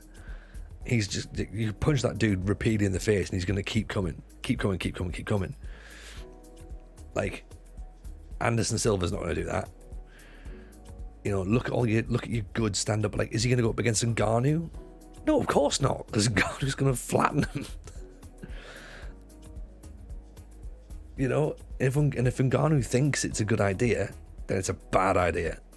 It's a bad idea. But yeah, I genuinely think that Ngannou would like punch his head into next week. But as Rogie says, the boys know how to promote. They know how to promote. What's the one? Paul? Is it Logan Paul? Logan Paul and Jake Paul, isn't it? Yeah. Yeah. To be fair, Logan's done a decent spot in WWE as well. Again, turning up, being a bit of a prick. Putting him with The Miz was perfect, by the way. The prick's prick. Like, just a big fan of The Miz. give me that. He puts everybody, so like everyone just hates him for who he is. Sticking with Logan Paul, beautiful booking. Mwah, well done. Then put the guy in the ring, and you know what? He does enough to convince people that he's great because he works. And again, fair play, the guy. Gotta say it. Fair play. But you're right, Monkey. We've decided we're going to turn this into a conversation about anything. This is the joy, though. This is the joy, right? We turn up, we start playing FM. We can't just talk about FM all the time, right? We can't talk FM all the time because it gets a bit boring. The whole point of a stream is that we get to have a chat for a few hours. And it's a bit of back and forth. What's a Parmo? Oh, Atom Zero. Right. Look, we're pausing this, okay? We're pausing this. Evening RC, how are you, buddy? Welcome in. This right here is the Parmo, okay? I don't know why it says Chicken Parmo Newcastle. It's not. Chicken Parmo Middlesbrough is where they're actually from. This, by the way, is a Chicken Parmo, okay? It's a chicken escallop, right? Okay, it's chicken escallop. So you butterfly your chicken, okay? Bite it down nicely, so you make it nice and long. It's then breadcrumbed, It's deep fried, obviously. It's covered in bechamel sauce. Then you got melted cheese on top of it as well. Oh, beautiful stuff. Box of chips, garlic sauce, one hot pepper or a pickle, either or. A little bit of salad, you're good to go. That's what a Parmo is. It's amazing. It's amazing. Claudio Ranieri hates them. Yeah, fucking. Oh, he's never hated something so much in his life. Well, he's hated lots of things in his life, but Parmo's again another thing. We're talking food. We are talking food, Slav Chan. Don't you worry about that. We're not talking Football Manager. That's, we can all talk about Football Manager all day, right? But we started talking about that. Then we went to MMA. Then we're now on to food. You found an amazing shawarma place. Excellent. Where? Dear Santa, this Christmas had like plenty of Parmos and peace pudding. Tony Jameson, age 5. DJ Pedro's through. And Mrs. I mean, to be fair, that sounds a lot like my Christmas list right now. I'd probably put Tony Jameson, age 42. Santa would be like, yes, Tony, we know you want Parmos and peace pudding again. Should have guessed earlier, local dude is butcher from Armenia. Ooh. Interesting. Whereabouts? But yeah, how's Tricks RC? Good to see you in. It has been a little while, hasn't it? Shawarma's lovely. There's a good shawarma place in Edinburgh. We used to get good shawarma. We also found a place that did really bad shawarma, but you know what? It tasted like it tasted vile. But I was definitely, that's where I went most nights during the Fringe, and Mrs. J would attest to the following morning I may have spent some of the time getting rid of that shawarma, but I went back the next day. Sharvan's through. Straight to the keeper. He would have cooked better meat than a dude who sells it raw. There you go. There's a lot of sense there. Go straight at the sauce.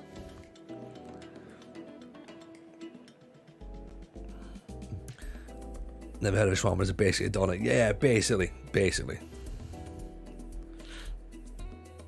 Kiba is very lovely. Okay. I don't think I've had kiba.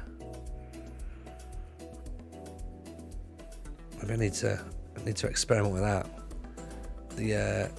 What's interesting though is the restaurant in the UK that won the best Indian restaurant 2 years running now is in Newcastle. So yeah, they won it again last week, I think. Best Indian takeaway, or best Indian restaurant, sorry, not takeaway, restaurant.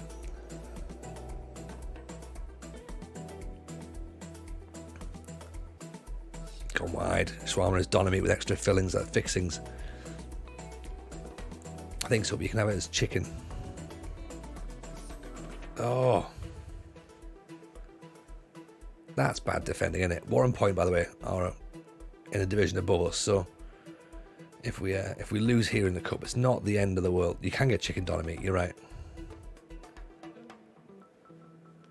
I must admit, there's a little sort of guilty secret I've got here, that a doner meat pizza. I'm a big fan of a doner meat pizza. Lebanese dish, enjoyed it greatly. Okay, I'll have a look at kibbeh. I'll have a look indeed.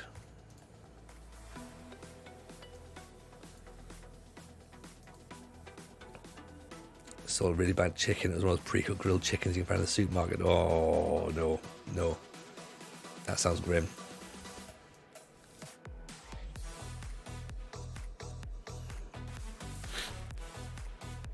Kebabs are not for you. No, I get that, friendly ghost. And you know what? Most of the time, they're not for me either.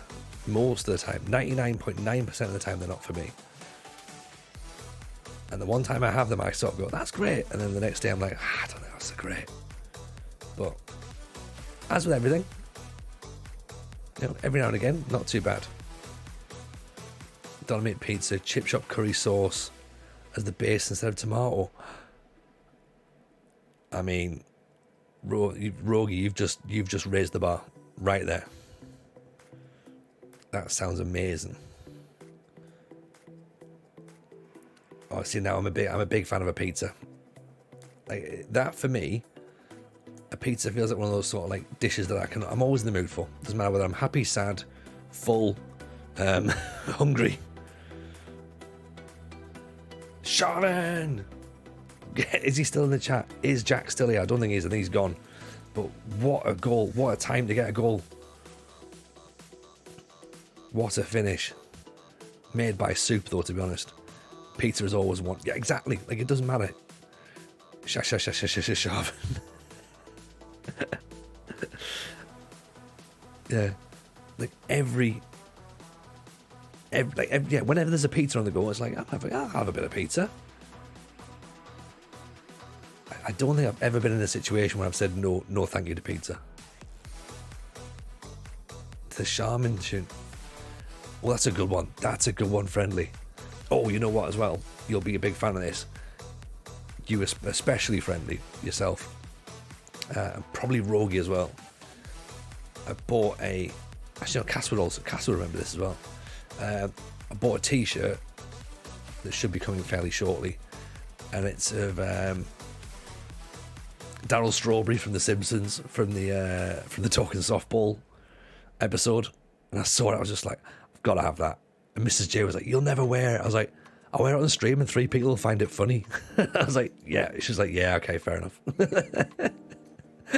See, instantly proving my point. I was like, 3 people will find it funny. And she was just like, oh, for God's sake. Oh, off the underside of the bar. Subs, possibly. I mean, to be fair, I wouldn't be overly worried if we took this to a replay. Let's bring DJ off, actually. Let's try that. The t-shirt we need is a DJ Pedro jersey. I think we do, actually. This is the 3rd game, Rogie, but this is a cup game. Does that count? Never turned down a Chinese takeaway. Now, the thing is, Friendly, is that a good Chinese takeaway is exquisite. A bad Chinese takeaway is just there's just like,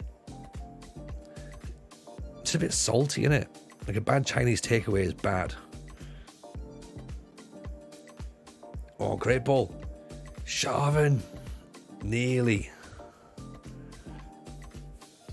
I love the idea of a Chinese, but I never quite know what to get. I think I always prefer the starters. I'd rather have Thai. If I had an option, I'd rather have Thai. Oh, cross screw with a good effort. Although good curry. Oh, give me a good curry.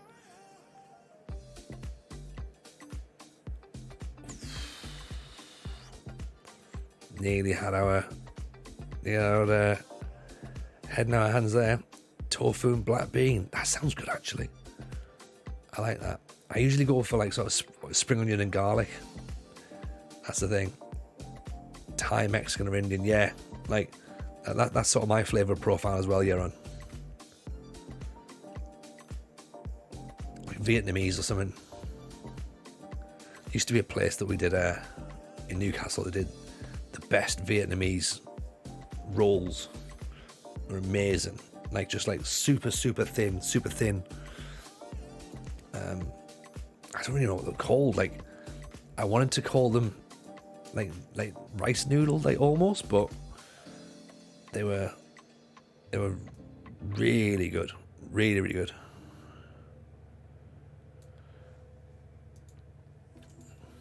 A bit of sauerkraut. Sauerkraut, again, it's one of those things I've never sort of like been, oh, you know what, I could do with some sauerkraut, but there's a burger van, like a hipster burger van, not like a, one outside of a Wetherspoons or something, right? Oh no, there's a hipster burger van in York that does some really good sauerkraut on top of the burger. Straw beans or vermicelli. That's the one. Vermicelli. That's it. And they're so good. So good, these Vietnamese rolls. But unfortunately, the restaurant's not there anymore now. So, bugger. Summer rolls. That's what they're called. That's what they're called, summer rolls. Yes. With like a really, really lovely dipping sauce over the top. Just, yeah, really top quality stuff. As I say, give me that sweet, salty, sour, hot. Give me all that like umami. Yeah, Asian flavors, please. That's my flavor profile. Campbell's offside, or meat on a pizza, either or. All the Asian flavors. I just find it really, really interesting. I just like trying to work out like how to balance it all. Is just brilliant. And I guess that comes from the sort of like growing up, sort of like not like, oh, Leeds has got a banging Thai restaurant. Which one? Because they've got Zap, which is they've got one in York, which we've been to, and we've also got there's a one called, what's it called? Giggling Squid, that's just opened up in Harrogate. That's a one to go and have a look at. That's where you need to be. Evening, Northern Pilgrim, how are you? Yes, Pilgrim. Long time no see. Hope you're well, buddy. Nice to have you in here. Lurking tonight, got stuff to do with my YouTube save. You chill your bum, mate. Mommy Thai. Little place with fuck me. Okay. Might have to have a look at that then. Whereabouts is that then? That's not the one that's like by the big car park just as soon as you come into town, is it? Only Asian cuisine I can't tolerate is Korean. Koreans are mad about spicy food. They are. They love a bit of spicy pork. Barbecue. Korean barbecue is like proper good. I'm all for Korean barbecue. Near the Travel Lodge. Okay. I'm gonna note that down because Mommy Thai. Myself and Mrs. J do like a bit of Thai food, so we'll have a little look at that. Last time we were in Leeds for food, went to the Man Behind the Curtain, which was like, Yes, Lester Geezer, welcome in. Appreciate the follow. You'll have to ping at me, friendly ghost. Giggling Squid in Leicester, isn't it? Is the one in Leicester now, Dave? Oh, mate. Like, yeah, that food is seriously top draw. And Leicester's not shy on, like, good restaurants.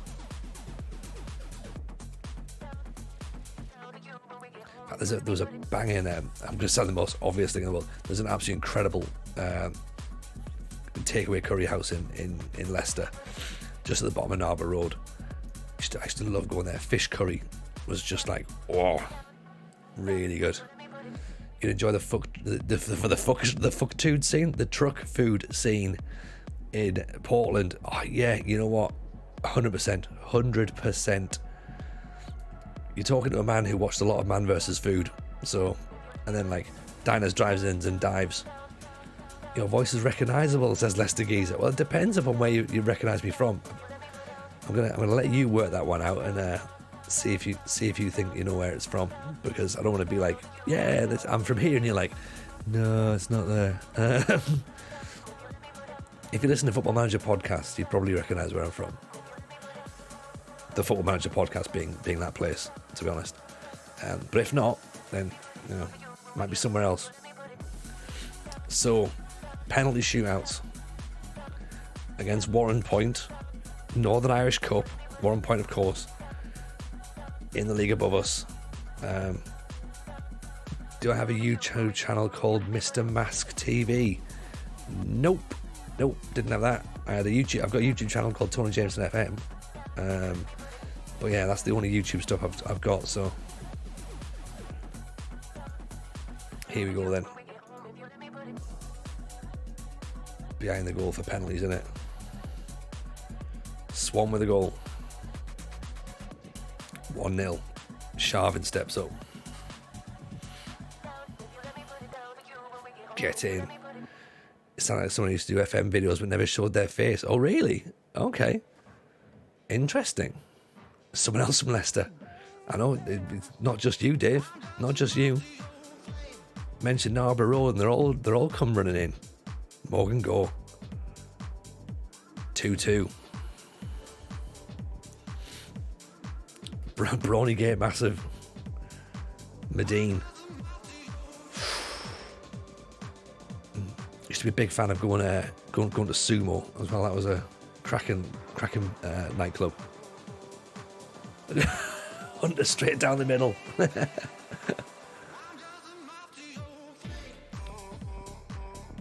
Carroll missed it.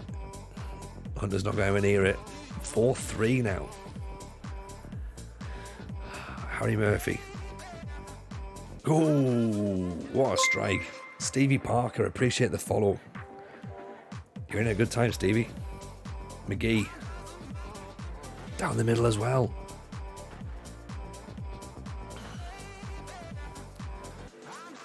Here's Soup.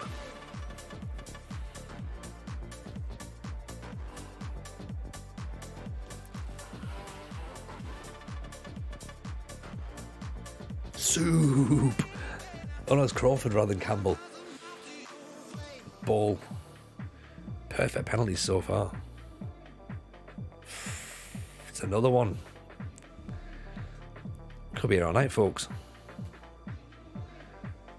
Although, of course, now I've just said that, Wood steps up. We know what's happening now, don't we? The game's listening. The game's listening in. Oh, top class penalties are this. Newbury. Dreadful movement by Hunter. Here comes Soup.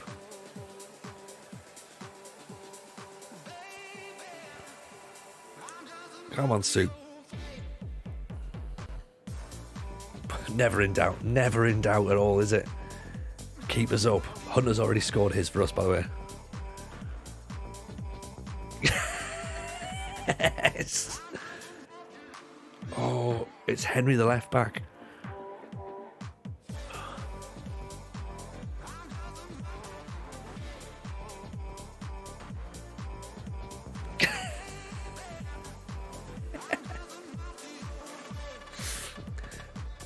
What about that?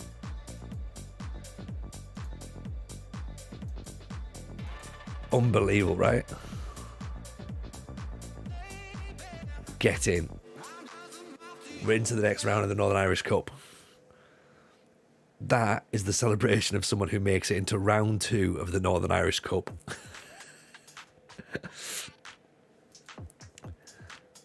Outstanding, but look at that. Warren Point are a Premiership side.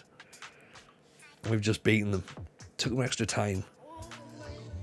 Beat them. In fact, were we ahead? Am I thinking we were ahead? No, we were behind and we came back.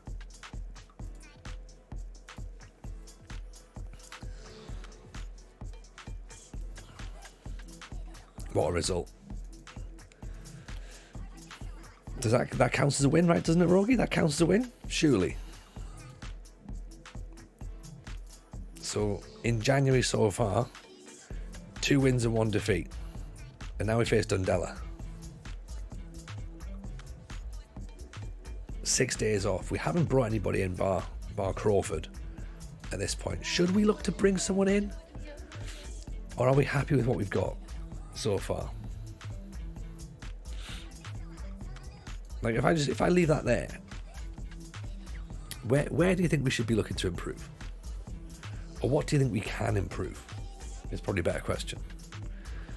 Leicester Geese are currently flying high with Everton 4th just before the World Cup, losing 1-0 down to 10 men against Bruges. Reality is coming for us.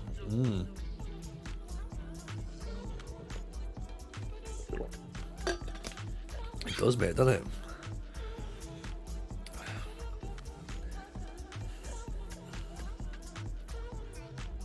Is it centre half? Am I being daft? Do we need another centre half? Need an advanced forward or a poacher? We are finding goals hard to come by, to be honest. DJ, Sharvin, Gore. But I guess Gore sort of needs to have a run of games as well.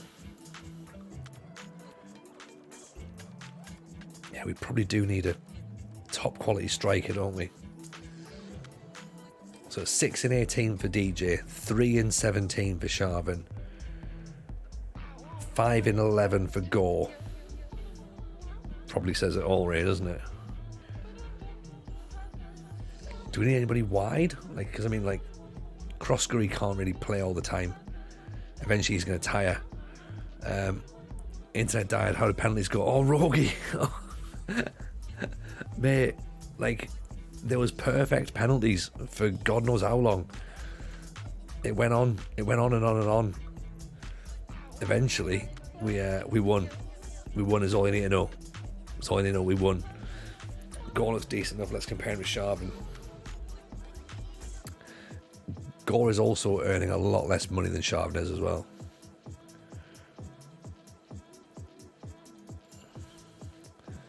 So Sharvin offers us more technically, better vision. Not much difference in attack. Gore's got a lot more pace. So fine. Fringe player and backup player. This is the issue. We thought that they'd both come in and be decent starters, but apparently not so much. Sharvin's probably technically better, despite the fact his finishing's a little bit worse, but his composure's much better. So theoretically, when he gets there, he should theoretically be able to score more. But then physically, Gore's a better player. So kind of like you give with one hand and you take with the other, you know.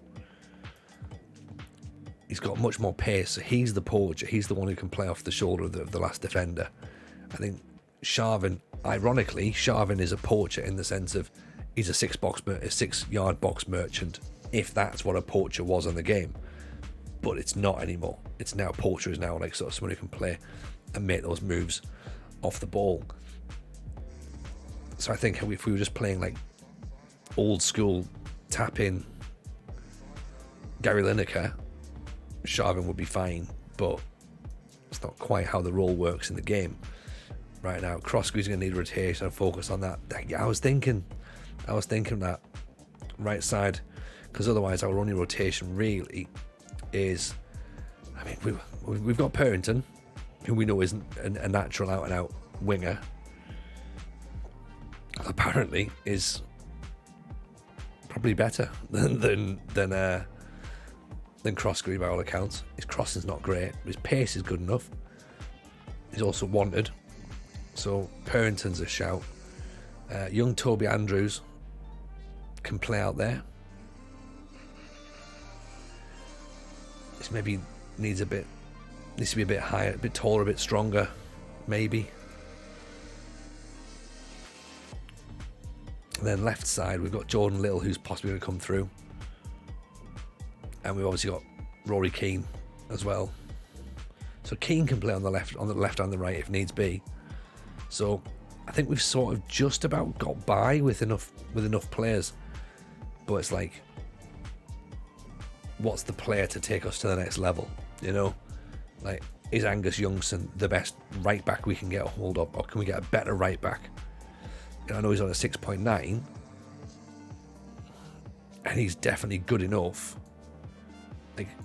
Could we find another right back? You know, you're just about recommending you, Jen. I like that a lot. Let me get some more water, because we've had a look here at Diego McGann.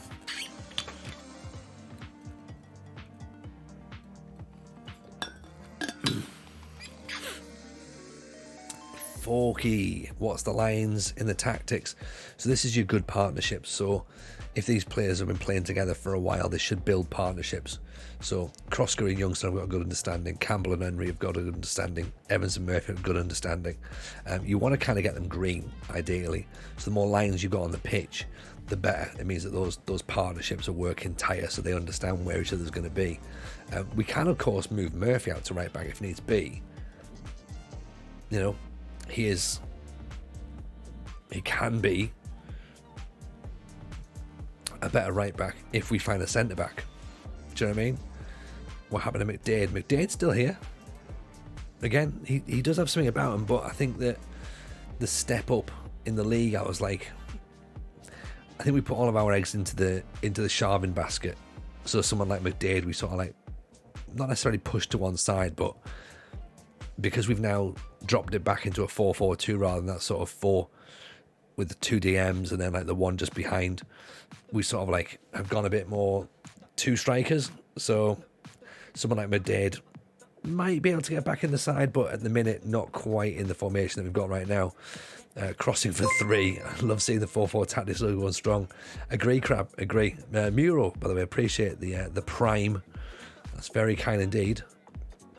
As Cass says though, don't look at the attributes really. It doesn't necessarily mean anything because we've got Campbell here, so Soup, finishing of 3, but bear in mind he's playing on the wing. He scored 4 goals for us. He's assisted 6. Last season he played up front for us. He scored 6 in the league, 5 in the cup. He got 11 goals last season with finishing of 3. So we maybe sort of look past that bit, to be honest. Wiltree, appreciate the follow as well. That's very kind of you. So yeah, looking for things obviously more as sort of like with Campbell, he had decent enough composure. So it was sort of like he would, I don't know, 6 again doesn't look like a lot, but he got himself in the positions and he was scoring goals. He's actually, again, I don't know if anyone's in here who's looking at drafting, right? Don't use this at all. This is my little secret weapon. Pressing forward on defend. We've never seen a pressing forward on defend, but when we looked at it last year, when we saw Campbell, we're like, he's a pressing forward on defend, right? Let's try him. And it's a good role. It's a very good role, and I don't think anybody really expects it. So it's something that we might look to try and develop a little bit as the game cycle goes on, to be honest. Gora's poacher, Sharvin is a DLF, or Pedro's a target forward, pressing forward, McGill is backup. Yeah, I think that sounds pretty good actually, to be honest. I don't think the target forwards are working as effectively as they did in the previous game. So in FM22 they were very, very strong. So I think the pressing forward on defend is maybe the new target forward. But yes, the DLF also is a good option as well. Does he score much? So Campbell scores Campbell scored decent, to be honest, when he played as pressing forward and defend. The actual instructions, however, are sort of counterproductive really. Takes fewer risks, hold the balls up, shoots less often, closes down and tackles harder. But to be fair, the way that he got into the positions, he was just in the right area. Like he was just like, no, I'll get him and I'll just score. So I don't really know is the thing. I'd love to say yes, I can give you the definitive answer, but as with most things on this game, Crab, sometimes it's just pot luck really, especially at this level. Like there's no sort of rhyme or reason as to who does what or why, but pressing forward on defend, I'd recommend having a look. I'd be interested to see what you think about it as well, if you have a little gander at it, see what you reckon. But for me, I think it's going to be a role that's potentially going to be underappreciated and potentially has a bit more value in there. Basically just ignores the manager. Quite possibly, Dan. He's maybe just looked at me and just went, well, this cunt doesn't know what he's on about, so let's just do whatever we want to do. Yeah. What's he going to do? Tell us off? Pfft, don't think so. Jakub Krasinski. Let's see. We have no money. We don't know much about him, but he seems as though he's better than what we've got. Aaron Mills. 6 for heading, 12 for jumping reach. Jumping reach is good. Everything else isn't particularly brilliant. 18, 6'2". Henry not quite there yet for me. Your top scorer is a target man, because your target man is an absolute monster. That's why, Cass. Like, he's got 42 for heading. This is crazy, you know.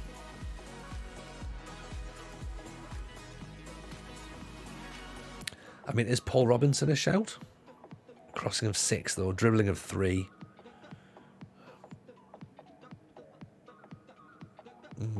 Not sure. Jagvan Poulsen. Honestly, sign him because he's Moldovan.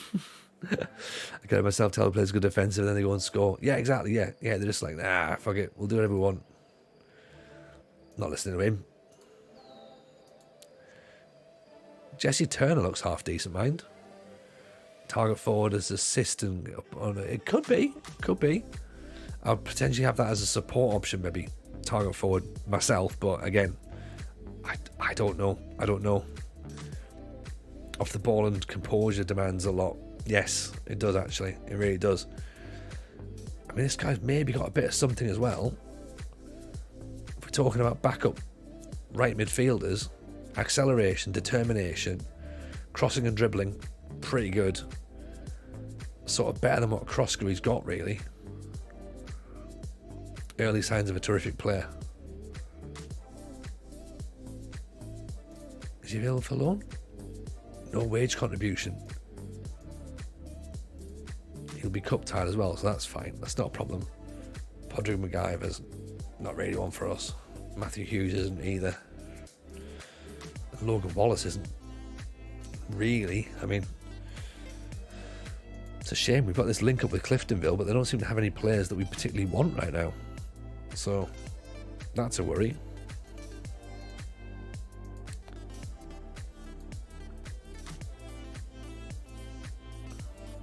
Daniel Shield doesn't look too bad though. Good finishing, good acceleration. Off the ball's good. Composure's very good. Evening Hornets Fred, how are you?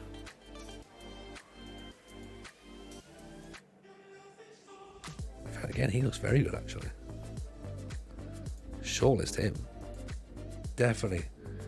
Oh, the wage budget. Yeah. Well, we're in the Northern Irish Championship Hornets. We've not got a lot of money. You know, we're already overspending our 800 quid a week wage budget. So we'll get where we are. But we're in the second round of the Northern Irish Cup, so that's impressive. And we face Coleraine away. That's a tough tie. That's a very tough tie. If we get through it, then we're in the quarters though. So if it happens, it happens, right? Chris Gallagher could be worth a look at. Again, he looks handy enough, doesn't he? 350 quid a week. He looks very good.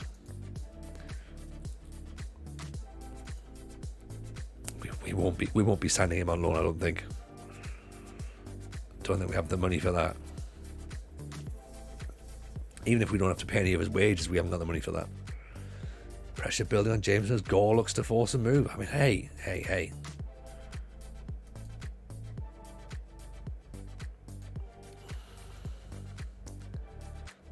Let's decline a discussion about that, shall we? Shea Conway. Oh, there's a bit of an interest there again, isn't there?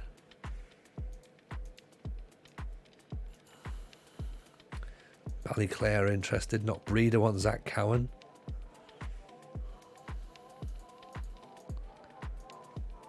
Okay, fine. Krasinski's loan's been accepted. Wait and see what he thinks. Got a minimum of 3 seasons left in Northern Ireland. I mean, we've got a minimum of 3 seasons as well, to be honest. At least. Definitely at least. Possibly even a minimum of 3 seasons in the Championship still.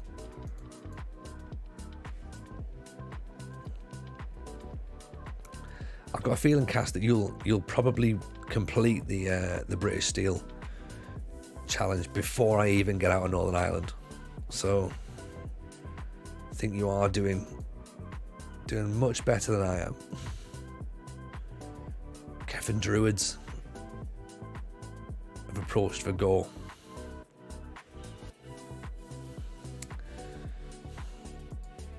You know what? I'm going to accept it. Just because it means that if I accept it, then I might be able to bring a striker on loan.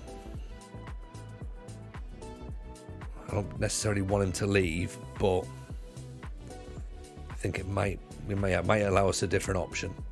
Diego McGann's gone to Crewe, so we're not going to get him in midfield. That's fine. Josh Bridge has joined Dungannon. Gordon have no interest in joining, but let's see what happens though, because it's all well and good saying, yeah, I'm not interested in joining, but I'm sure something might happen. We never know. We've got a week to go now. Internet's back again. We're stuck on light mode. I mean, there's nothing worse. Rogie. Right, so Krasinski's coming on loan. 8 for tackling, 7 for marking. He's reasonable as a backup, isn't he? For a centre half. He might not necessarily be good enough to play all the time, but he's certainly handy enough. Gora's decided he's leaving on a Bosman. I mean, that's pretty much him announcing he's going, isn't it? I can't read between the lines there, can I?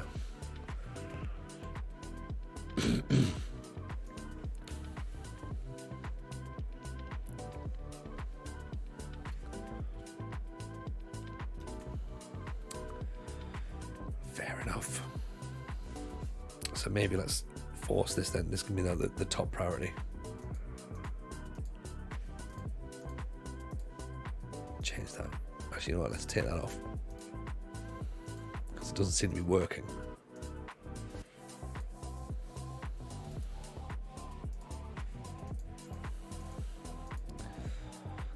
Jesse Turner's come in. Let's find out there's another loanee. A winger. A crossing and dribbling. That dribbling. 10 for dribbling. We've never seen 10 for dribbling before. So there you go. So that could be someone who can come in then and maybe cover for Croskery.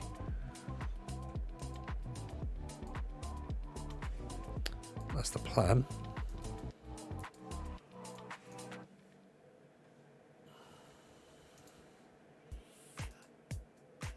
DJ Pedro doesn't want to leave. Okay, that's good. Although he might still leave at the end of the season, I'm thinking. But we aren't paying him, so he's on a pay as you play. McMahon wants to leave. Right, okay, now I'm really sorry, McMahon. Because I know you follow me on Twitter, but we are going to have to let you leave. Front row Ryan, welcome in, Ryan. How are you? Nice to have you here. How are we finding the new patch? You know what? Gauze rejected Kevin Druids. That's fine. I'm winning games, so I'm thinking it's potentially too easy. I don't know. We've only played a couple of matches so far. Yeah, evening, Mad Scientist. How are you, buddy? We've only played a few games so far, so it's not instantly jumping out that there's been a huge amount of changes, because we play pretty low down in the football pyramid, so it's difficult to know straight away what's improved. But it's undoubtable that something's changed. You know what I mean? The fact that I think the fact that we're getting a few more wins than I would be expecting at this stage is interesting. Against the teams that we've beaten as well. So whether it's just coincidental or not, I don't know. We'll see.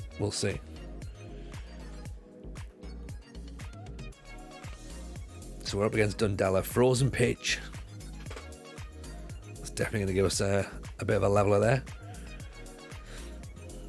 Win could move us up to 5th. I think we need a huge goal swing, mind. But yeah, it could be 6th or 5th, maybe. Change that camera back as well to director now that we're out of the penalty shootout. Beat Warren Point in the last match. Warren Point, who were in the Danske Bank Premiership. Took them extra time. Beat them on penalties. Came from behind actually in the game itself. So excellent performance from the boys. But look at this: 32 points, 19 for Loughgoal. So don't say it too loudly, but we might be able to keep ourselves away from a relegation battle. Maybe.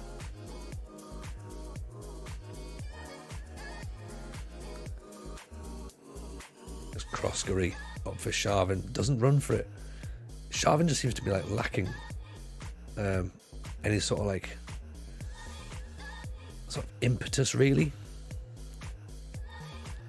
Sometimes his reading of the game's not quite there. I don't know whether it's because of the fact that he doesn't have the acceleration, but that's the problem.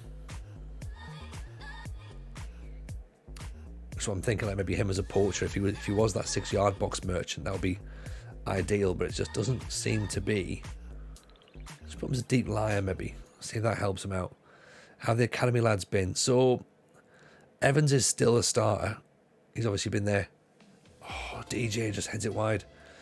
Evans is obviously still a starter. Plays every game. Hamilton, however, we've sort of not used as much because he was sort of going off the boil a little bit towards the back end of last year. Maybe the vice captaincy was the wrong thing to do for him. DJ off the post. Toby Andrews, we've not sort of used a great deal either. I think we're sort of fortunate enough that we've been able to bring some players in for money, so we haven't necessarily had to rely on them, which means they can have a bit more time to develop. So we might need them next year with 1 more year's worth of experience under their belt. So we're slowly looking at them. Good ball for Croskery. Head back up. Pings it over the top though. Sondre, how are you? Welcome in. Yes, we're still with Banbridge. We're mid-table in the championship at the minute, so things are going very well indeed. Very well indeed. Not necessarily with regards to how many trophies we're winning, but in terms of the save itself, everyone's having a lovely time. Pedro over the top. Evening Ultra as well. How are you? Challenge is going good, man. We're 3 seasons in now. It's our 3rd season, as you can see. We've won 2 trophies of the 33 we have to win, which, to be fair, given the fact we're in the 3rd season, for me, I think we're ahead of schedule. I know that might sound really silly to say, but I think we're ahead of schedule at this point. Because I think, let's be honest, most of us thought we would get nothing for the first 3 seasons. DJ Pedro's through. Over the top. So 0-0 so far. Come on, let's get back at them. I know Pedro, man, he gets in those positions and he's just lashing at stuff, innit? I think you're right, Yaron, though. I think this is the lack of a quality striker is ironically costing us. If we had a good striker, we're in a good position now. We'd probably be in a better one. We're already overachieving. Someone who can put the ball in the net, we'd be banging on the door like the top 4. You know, what's that? 9 points difference. Could we have won 3 more games if we had a striker who knew where the goal was? Maybe. Missed a few streams. Pedro not good then. Not necessarily not good, Gav, but I think he's suffered, like a couple of players have, suffered with going up another division. Like we've changed formation, so we're no longer sort of like doing the 4 double DM, 2 midfielders and like sort of shadow striker with DJ up top. We're not crossing the ball in the air as much, I don't think. We're starting to sort of invite play a little bit more. So, and we're using him more of a sort of, essentially we're using him as a bit of a support, really. So he's not the main guy, if that makes sense. So I don't know whether that's part of it, but he's contributing effectively to the team. Like his average ratings are good. Like he creates things. It's just that thing of there's occasionally moments when he's one-on-one, like all of our strikers really. Get one-on-one and you're sort of thinking, right, they've just either snatching the chances or they're just not getting it away. I mean, that's, you know what I mean? Like the chances we've missed, and then now we then see that it costs us. That's the problem. So, but that's football, isn't it? Yeah, well, we've got Goron now, so hopefully he can do something here on. Any technical issues with the patches? I don't know, to be honest. yeah, on I've not really. Sorry, Ultra. I've not really seen. I think that we've obviously slowly having a look at it tonight. It's the first time we've really played with it tonight, to be honest.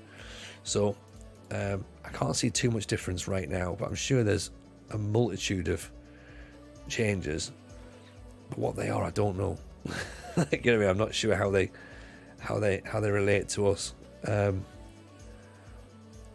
don't know if bringing on new players is a good idea, as in guys to make their debut. Maybe not today. Maybe not debut time.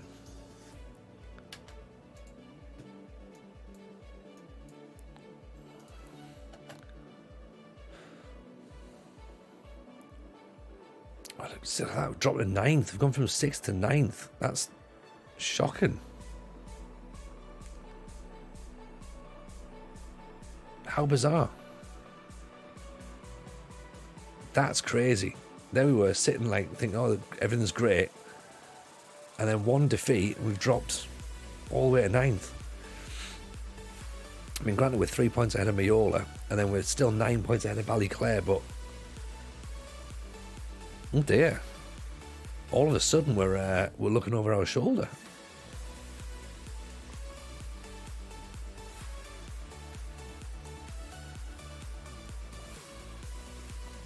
Fans are less than happy with Jack Sharvin. I mean, yeah, I get that.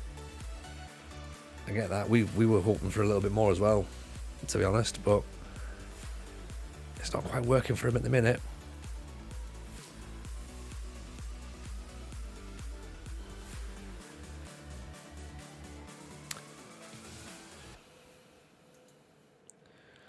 Is there anybody we can bring in on loan? That's the question, isn't it?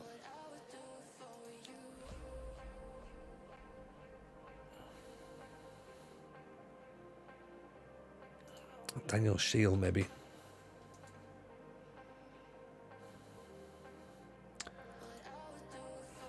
Robinson. Decent off the ball, decent finishing, decent acceleration. Out for 4 weeks, though.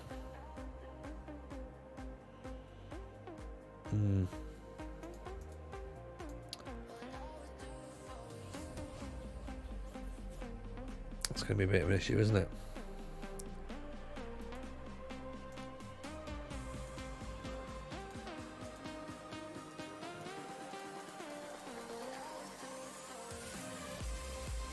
Okay, let's have a think. Football Nation Pod, welcome in. How are you?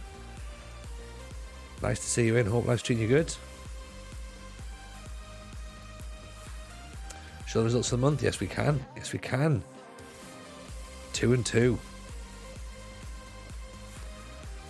We lost the two teams in the bottom half of the table, obviously, and then 2 wins. So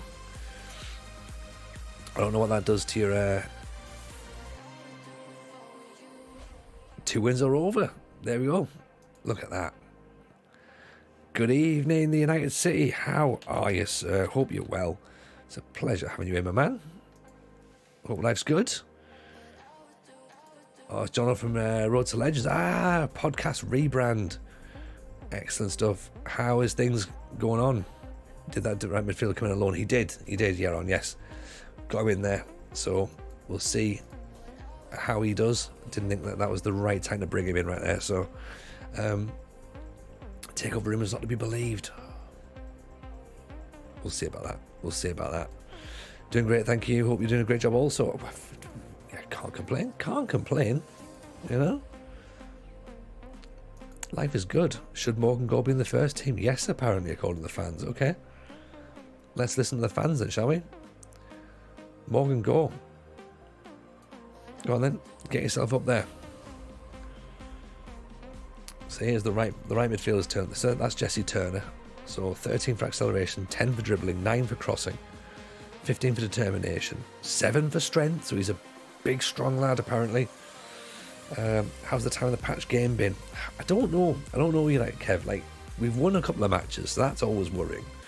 You start to think there's something up there at that point.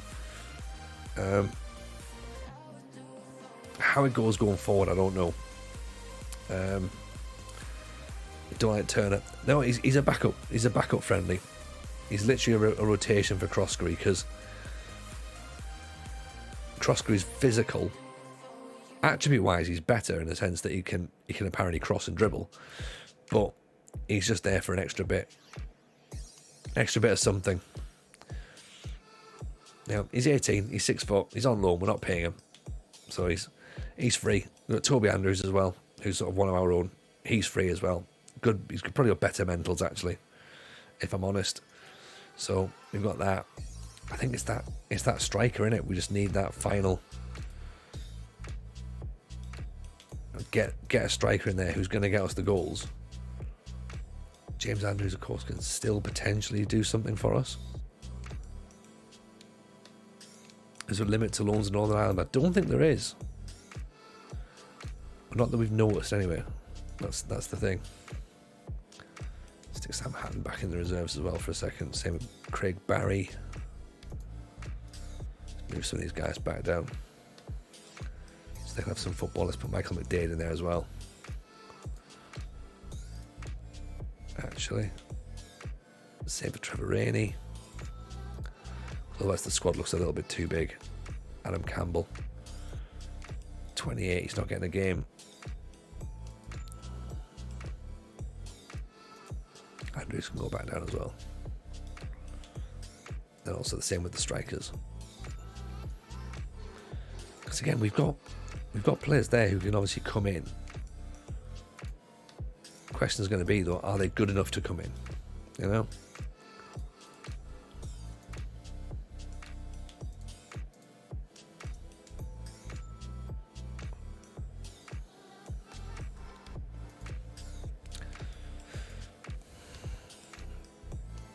So yeah, so we need to have a think. Armagh at home, then Derge, I believe is how you pronounce it. Scott Whiteside, we're not.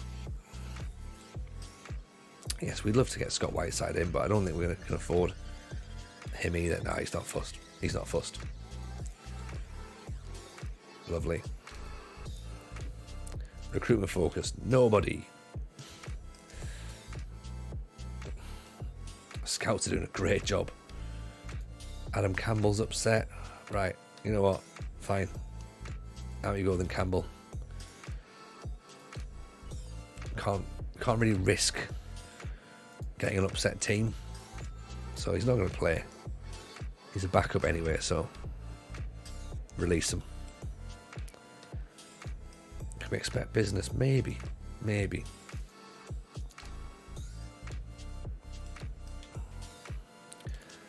If we can get a striker, we'll be happy.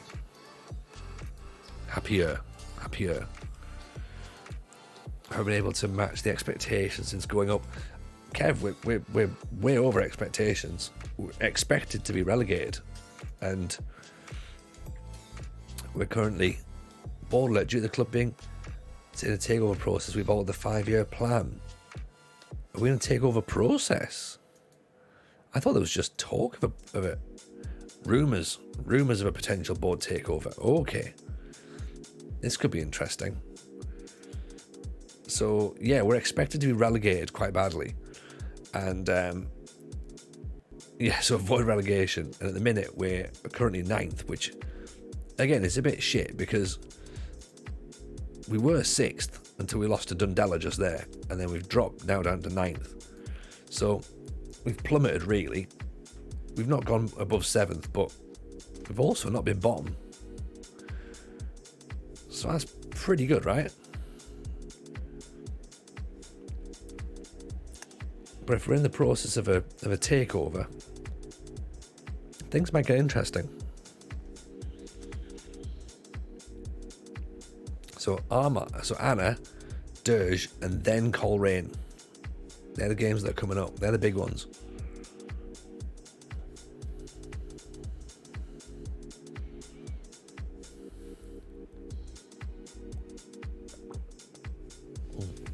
How's the roads back from the Ukraine, by the way, Kev? Also, by the way, drop a follow on the Football Manager Therapy podcast if you can do. Be very kind, everyone. Top quality content out every single Tuesday.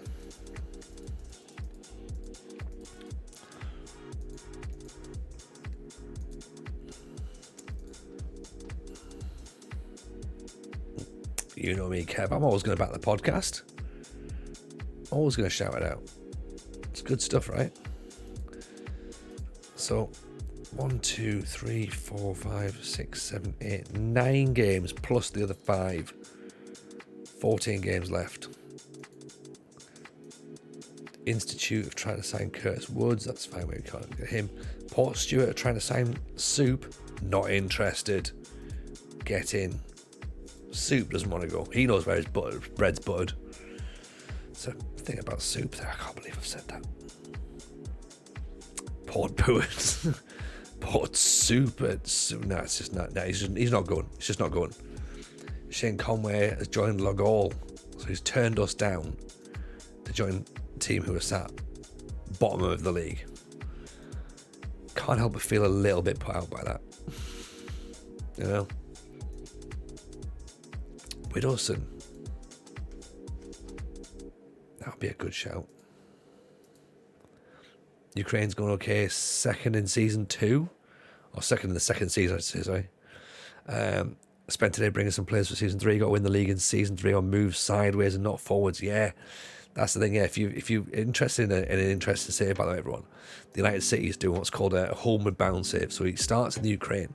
He's got to win the league within 3 years. If he doesn't do that, so if he wins the league within 3 years, he can of course move to another country, get closer to the UK. If he doesn't, as he's just said there, has to go sideways. So. Not going to suggest that Kevin and myself have a very similar outlook on the game, but it's going to take Kev a while to get home, is all I'm saying. If indeed he even does. He might be stuck in the Ukraine forever. I can't be stuck forever, he's got to move after 3 years, but, you know. Eastern Europe's lovely this time of year. That's what I've heard.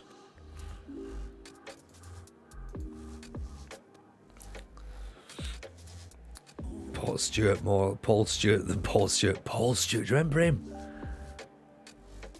Guy's a blast from the past, isn't it? Former Sunderland striker. Who else did he play for? Did he play for Portsmouth or something, maybe? Coventry, I think. Tottenham. Deadline's over. We didn't get a striker through. It'll be fine. Don't worry. We didn't lose anyone, that's the main thing.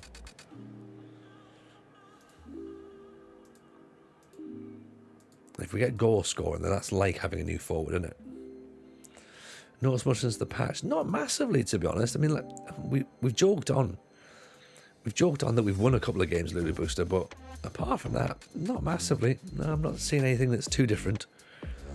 I've seen defenders trying to hook clearances rather than sort of like turn their body and launching it the other way. But I don't know. Again, the problem is a lot of whatever we see, I'll always attribute to playing at this level. And I'll go, that's probably about right.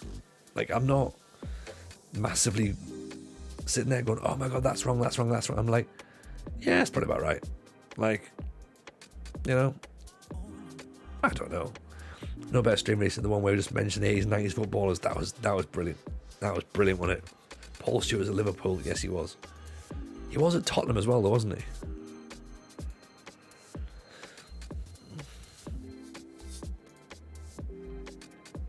Right, so Anna have won. So we've won 2 out of our last 5, which is a bit worrying, really, for our form. Hannah have only won 1 out of 5, though. Spurs, Liverpool. There, yeah, I've got this vision in my head, and I saw Paul Stewart in a Tottenham kit with very, very short shorts on. Like I say, obviously I remember him at Sunderland, but then when you said Liverpool, I was like, yes. So yeah, so we need to get those wins back up again, start moving us back up into mid-table. I'll be happy there, because then we end up in that sort of like, but then we don't end up in the relegation tier. So we're only 2 points away from 6th, so it is very, very tight indeed. Tobin Peachnik, Jimmy Carter. Wasn't he former American president, Jimmy Carter?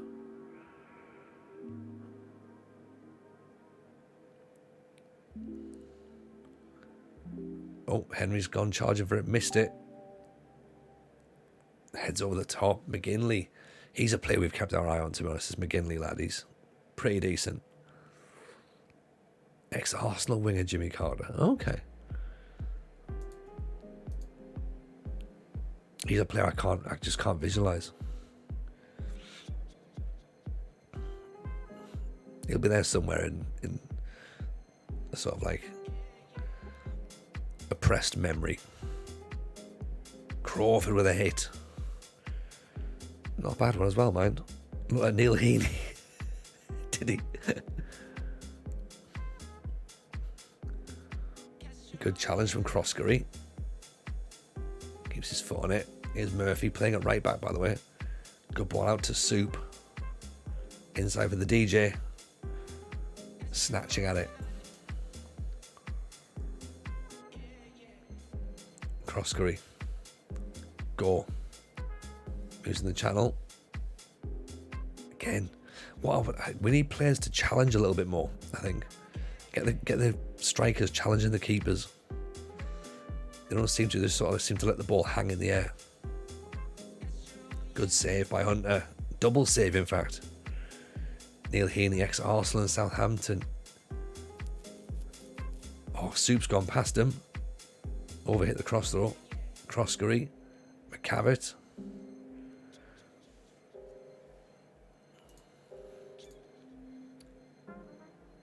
Float crosses tell Pedro to shoot less. Decent ideas, actually. Oh! Or stick with it. Or stick with it. Eventually it'll come off, right? Go with the header. See, that's what I'm saying about these defenders, this hook clearance that they're doing. I'm noticing that. I think I've seen 3 of those that have ended up leading to goals. Because they just hook them like it's like a no-look clearance, and it never seems to work.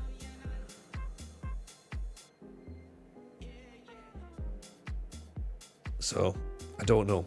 The thing is, it's always, you change one thing, it affects something else. We know that, right? The balance of stuff always happens. But if that's now the new thing, then it's something to watch out for. I'd be interested to see if anyone else sees it in their games, by the way. If you do, obviously let me know. Because as I say, I think I've seen that at least 3 times. I've seen it twice from Evans for us giving goals away, and I've just seen it for them giving a goal away. So even on tonight's stream, it's because it looks like such an unnatural movement as well. It sort of stands out, being like, oh, why have they done that? That's really weird. Welsh, not you've seen it on your stream as well. Okay, there. Not just me, then that's good. McGavitt getting tackled. There's Oggy. Sullivan. Nicely cleared there, though. Defenders sat on the 6-yard line. Okay.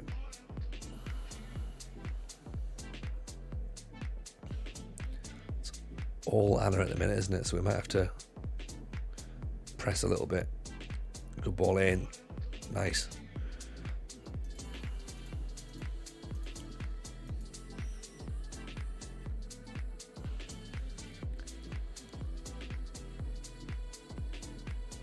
Try and sort of move up and try and stop them playing a little bit, I think.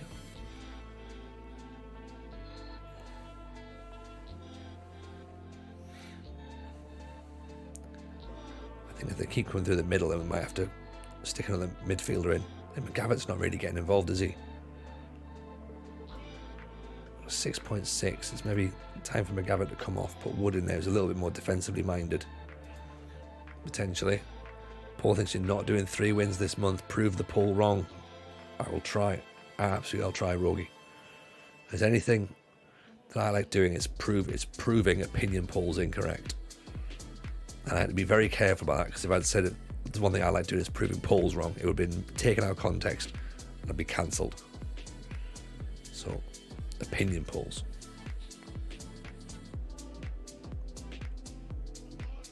Oof. Tell you what, let's bring Gore off.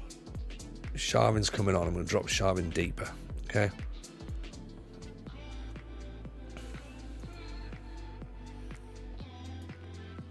Lewandowski wouldn't be happy. No, wouldn't. Matty Cash, furious.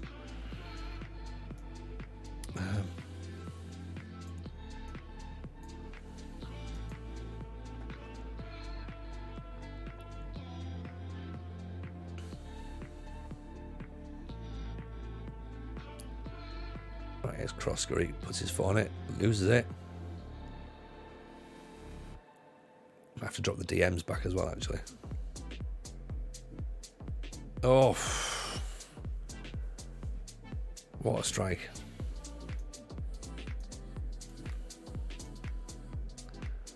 Not a lot you can do about that, is there, to be honest?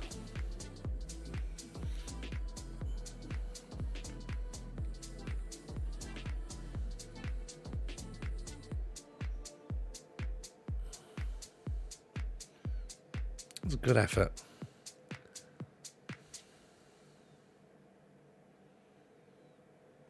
That's ball in Krosker, nods it down. Sharvin! What about that?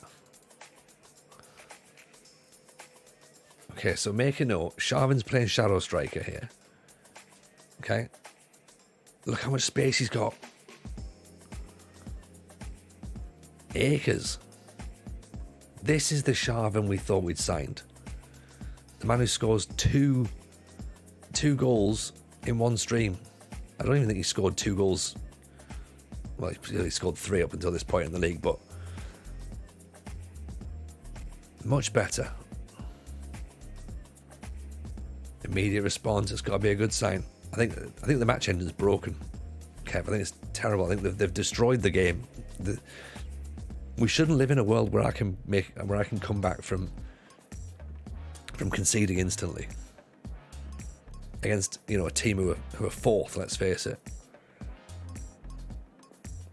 Oh, look at that for a free kick. Oh, you know what?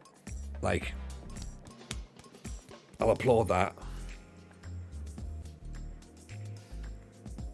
That's ridiculous. I mean, look at this here. Who's marking this guy?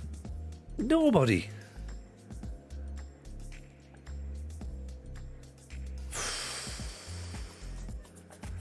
Now it seems perfectly balanced. Is he offside? He's behind the ball. He's ahead of everybody else, isn't he?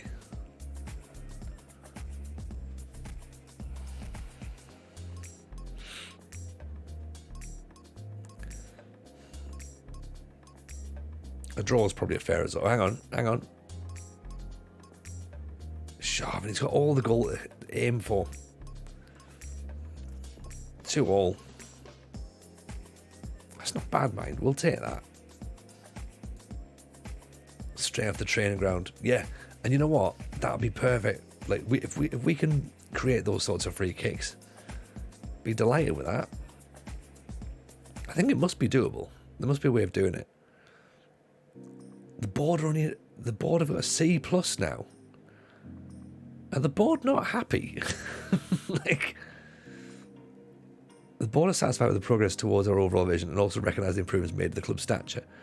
Believe the performance is satisfactory. Happy with the wing play. Disappointed with the defeats, obviously. Fans are satisfied that so many players are in good form. Satisfied that work's being done with the future and with a decent reality and vision. This is like, overall the supporters are pleased. C+. Where are we in terms of our stability? We must be surely better than stable. You'd think we'd be secure, right? Unless maybe the takeovers is part of it. Sheffield Wednesday is available. Oh, right here, look, here's a callback. Sheffield Wednesday, if you haven't watched listened to the Football Manager show this week, this is the community challenge is Sheffield Wednesday. So go and get yourself a listen to it, get yourself signed up in the Discord, and come and hang out. Have a season managing at least a season at Sheffield Wednesday. And if you can do it Yorkshire born and bred, then that's the way to do it. Darius Kubicki is furious. Love Darius Kubicki. former Villa fullback, Sunderland fullback, then Poland manager. Like, whereabouts are we in this stable setup? There, all the way down here, stable. Stable.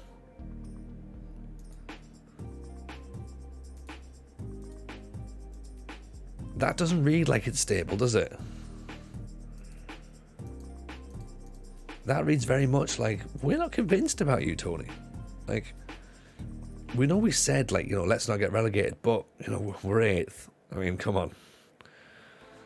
Is this what you're going to do? 8th? 7 Sisters. Cymru South. No, we're not looking for any job, Rada. We're just confused because there's we think we're doing decent, but the monthly sort of like response from the board and from the fans doesn't seem to be that we're doing well. We've just gone to a C plus, which in the grand scheme of things isn't terrible. It's not the end of the world, but I think when we're playing like we're doing, and we're sort of like in the sort of, I guess, like in the league where we are, we'd expect it to be a little bit higher, right? You know, we're definitely playing above our abilities, I think, right now, and certainly overreaching our targets at this point. But the fans are like, yeah, but could we have a few more back heels? Like, no, don't need back heels. That's right. So McCavitt maybe didn't really cover himself in glory, to be honest. I think that Evans and Murphy can swap around. We'll put Youngson back in. Krasinski didn't really have a great game, to be honest, but let's give him another game to try him out there. Defender on stopper. I'm not sure we're going to play him as a stopper, but then Croskery needs a rest as well, so we'll put Purrington in. And you know what? Sharvin's sort of earned his place, hasn't he, really? Rory Keane. Yeah, damn right, Dias. Rory Keane.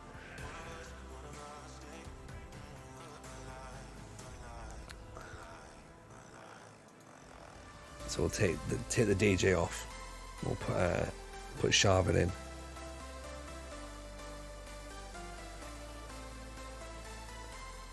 So Dirge, no win in 5.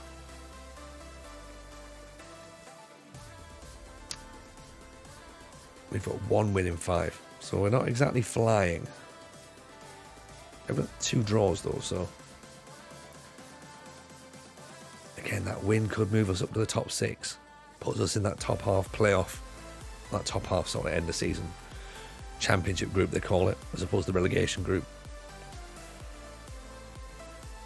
If we end up in the top 6 group though at the end of the season, we'll be delighted with that. Mr. Anderson, appreciate this at the Prime. Very kind, thank you for that. I thought the patch fixed the super speedy centre-backs. I mean, I'm not sure, like, our centre-backs seem to be doing weird hook clearances which go straight to strikers or wingers who put the ball straight back in. So that's what we've noticed so far. But no, welcome in, Mr. Anderson. Very kind of you. First time chatting as well, so appreciate the support there. If anyone else has got their Amazon Primes not linked to their Twitch, feel free to do so. Get a free Prime sub. Courtesy of Mr. Bezos. He's got your back, everyone. Doesn't cost you anything, and we get kickback, so it sort of helps going to promote the stream, make the stream better. Fans are concerned by tactics not being entertaining enough despite being top of the league. Don't listen to the fans, Welsh. What do they know?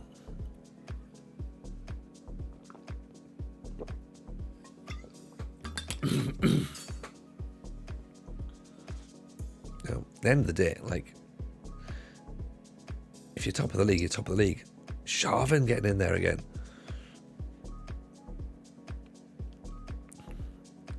Lost double the games this season I have in the last 2 seasons combined.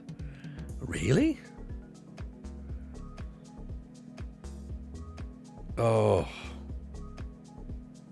It's a good ball over the top, isn't it? Using the new tier 10 database, it's fantastic. Oh, you know what? I'm a big fan of Dan, to be honest. He puts a lot of work in. That's a good ball. That's a very good header as well. Centre back in the IT with acceleration of 9 and speed of 9 just went super speed to prevent a goal. I'd love to see that, Rada. I would love to see our players actually doing that sort of thing, but they just don't. That's how you found out about me. Oh, from the creators. He's got a creators league, hasn't he? I think. I haven't downloaded it yet, but I will get on it.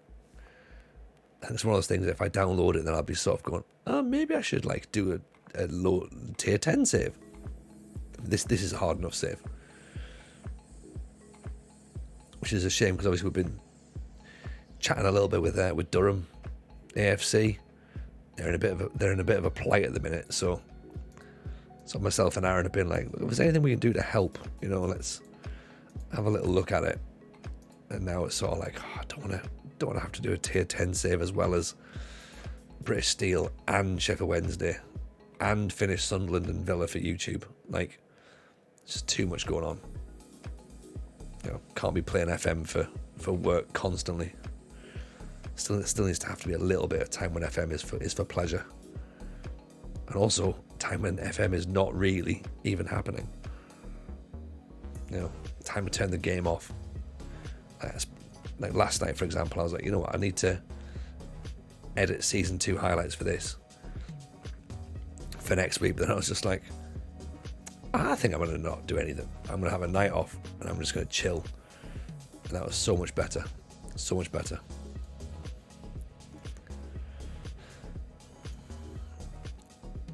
Because you can't be a slave to it. You got to sort of sit down and go like, you know what, nah. Like, it can wait.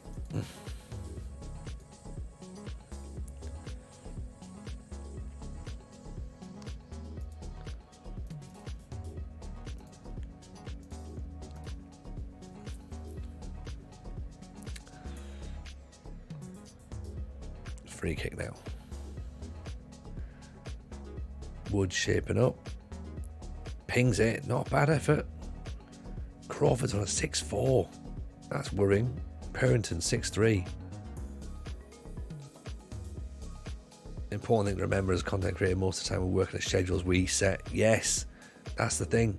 And I keep saying this to Mrs. J as well. Like whenever I'm sort of like getting pissed off at myself, I was like, look, I'm working to a deadline that I've given to myself that nobody else knows and that nobody else cares about. So please let me be angry at that.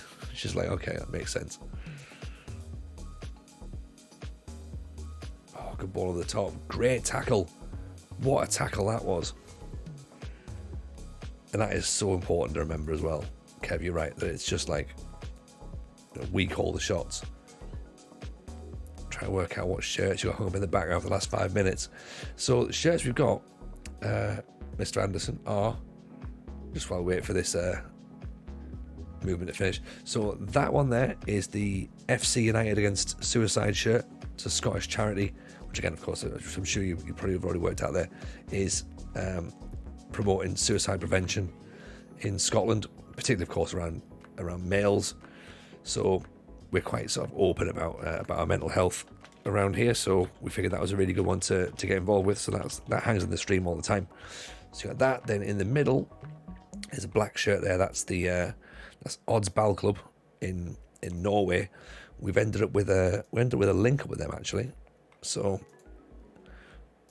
we ended up sort of, they were in stream with us last year, which was pretty cool. And then we ended up sort of back and forth, did some stuff, and then had an actual press conference to announce my signing, which was excellent. So we can get that video link there.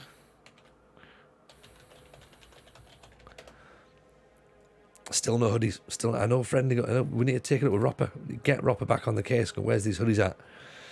I got a really cool hoodie, and then of course everyone else wanted one, and I was like, I don't know when they're selling them.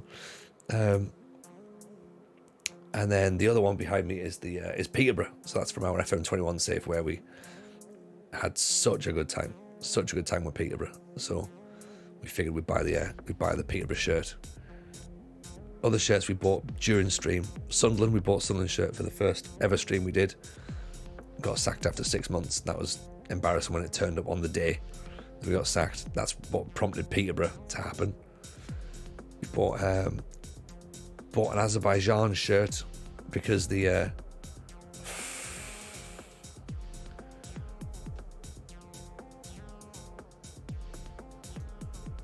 Azerbaijan shirt was bought just because we decided, oh, we'll take that job, that'll be fun. Then all of a sudden it was like, you know, let's buy a shirt now, and I was like, oh, I don't know, we'll see. So yeah, that happened. But that was all before everything kicked off, of course, over in Eastern Europe. When is the press conference? We have to explain to them all what happened since the last press conference. No more questions, United States. No more questions. The fact we're now 2-0 down is concerning.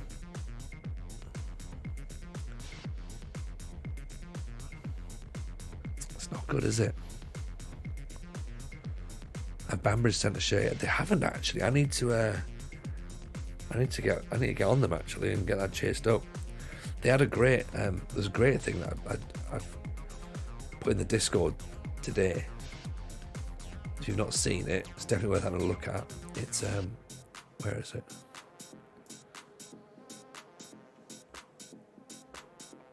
It was this. There's some words like a tribute been put out in the Derry Journal for the Banbridge manager, who of course unfortunately sadly died back end of October, which is why Banbridge is a job that you can manage straight away on the save. So it's some nice words said there about him. So anything we try and do, we try to obviously do for the club. So we've had players pop in the stream, which has been cool.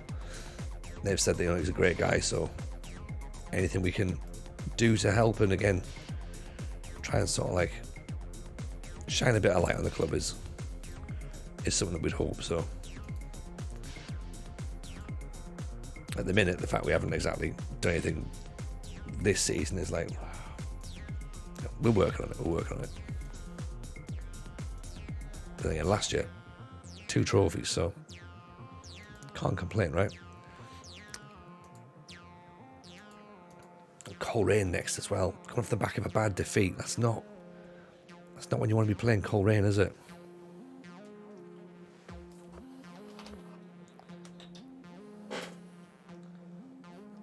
Especially when your save's based on cup wins.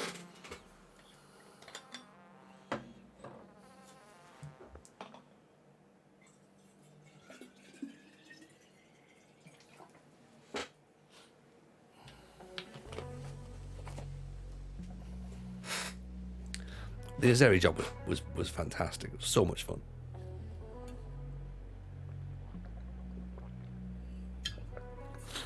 The Azeri anthem was brilliant.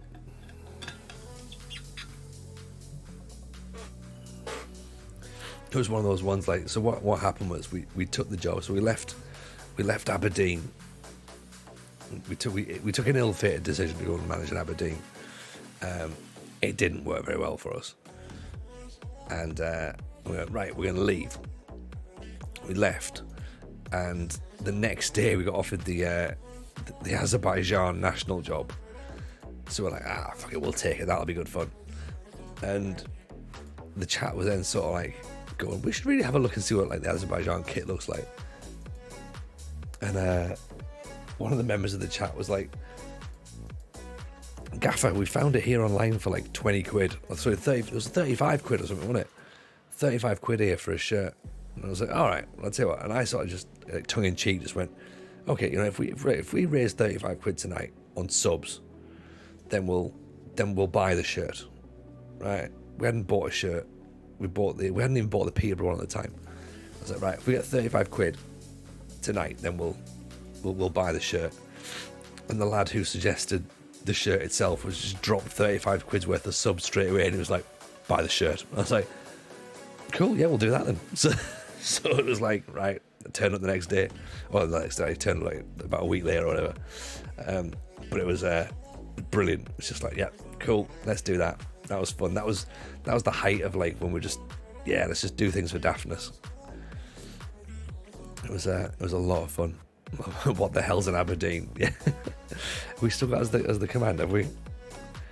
Again, that would be something that would be nice for narrative purposes. If we when we end up in Scotland this season, if we can go and do something with them, that'd be really good. You do things for daftness, really. I mean, some people have said this. United C. Some people have said it. You know, I'm easily led, apparently. I want another stand-up. FM ruined my life. Peterborough, Azerbaijan restored my faith in it. Yeah, I think you could be right. You could be right. We have talked about it. That's the problem. We have talked about another stand-up show. Damn you lot. Damn you lot. You know? Surely the idea is for me to just leave it. Leave it as it is, but then there's part of me going like, it is 10 years. It is 10 years. We maybe have to do something. So we'll say the British Steel Tour. Going around all the clubs we've managed. Not expecting this as a formation, mind.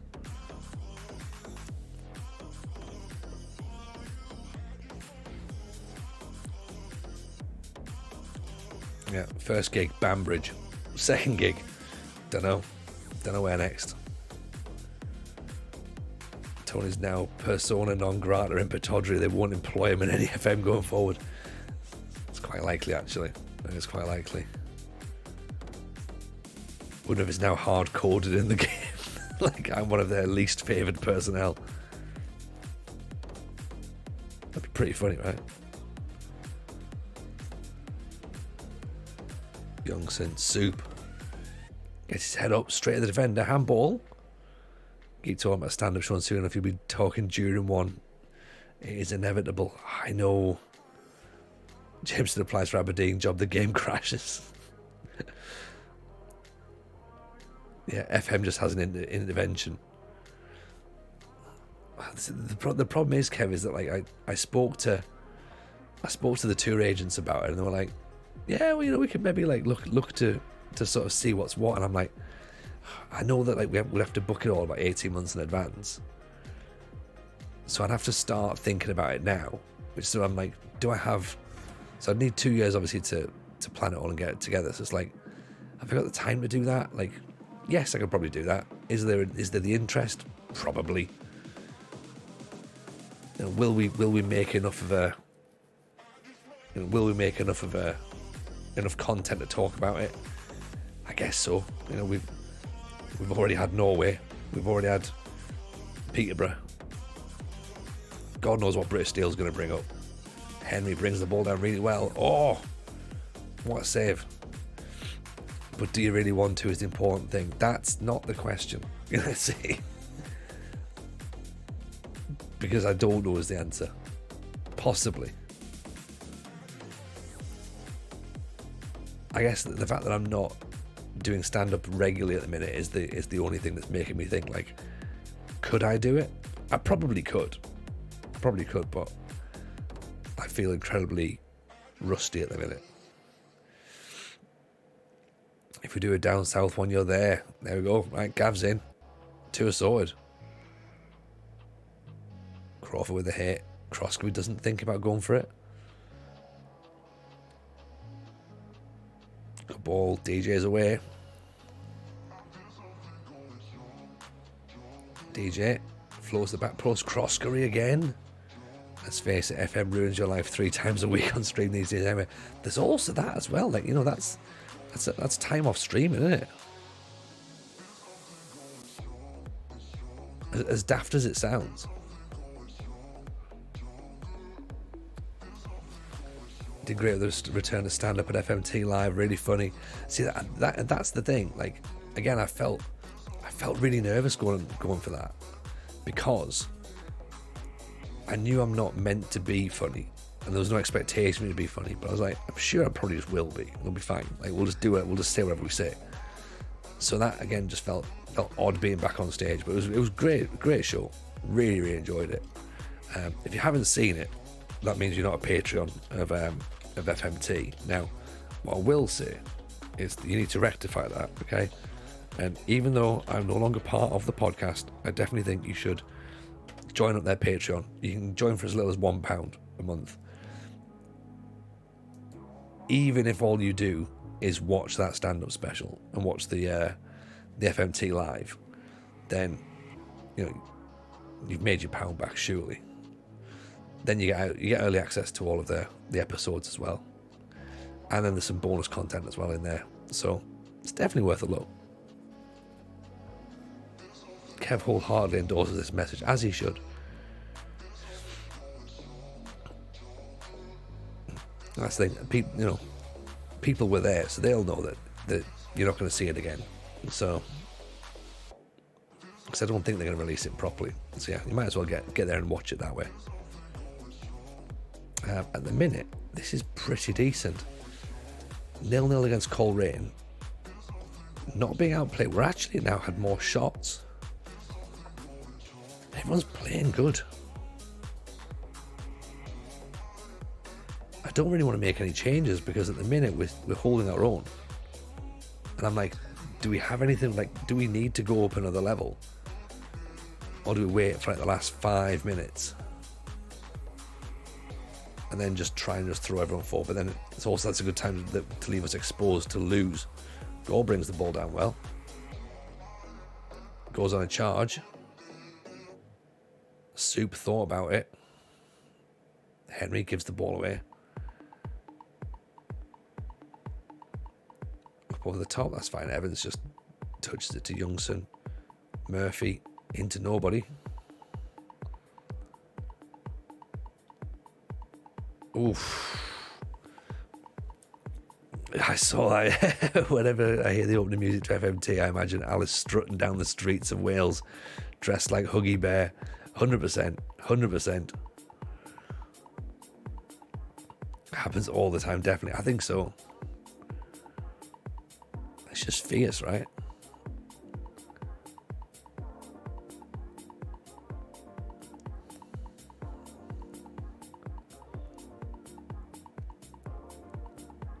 Gorn brings it. Smith. Daniels nicely blocked. Gore heads it away. 15 minutes, right. What do we think? Chai, is it time to roll the dice? Have we got a bit of attacking in us? And go positive? Pedro's starting to tire. Do we switch him round for Sharvin?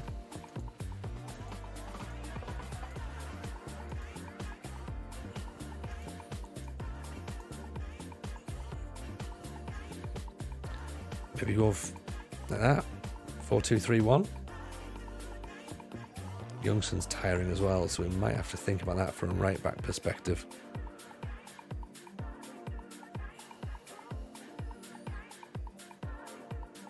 Cross comes in, heads away. Armstrong, gone. Okay, that's good. Hunter collects. Launches it. Soup's going up for it. Maybe? Nope.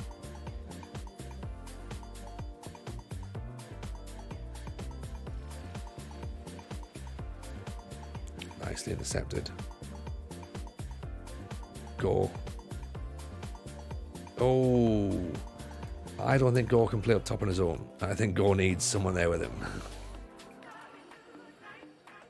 Much happening this weekend. Domestic stuff really, Kev. We've got so everyone's getting their haircuts tomorrow. It's a family haircut day, so it's one of those ones where it literally takes an entire day. So that's going to be exciting. And then on Sunday we have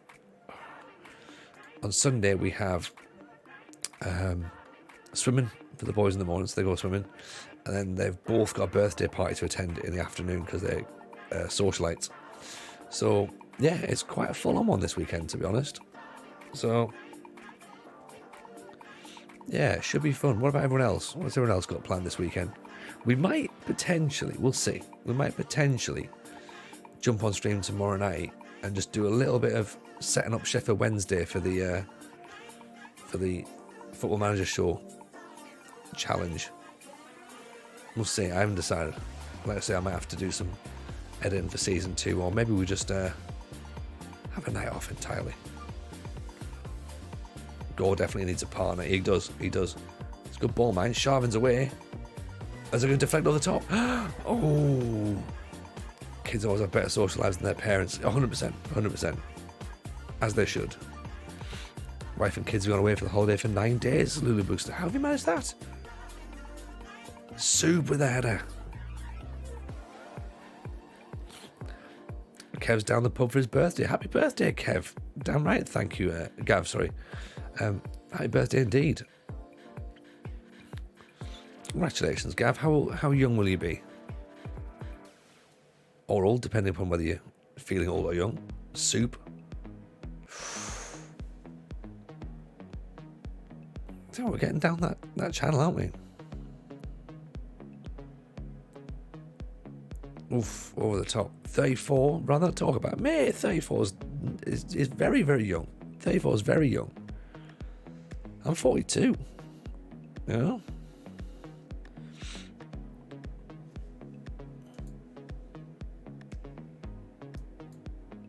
Right, another one into the another one that goes into extra time. Don't this double 34, he'll tell you a fake age. Exactly. You need to cut me in half like a tree, and that's how you work out my real age.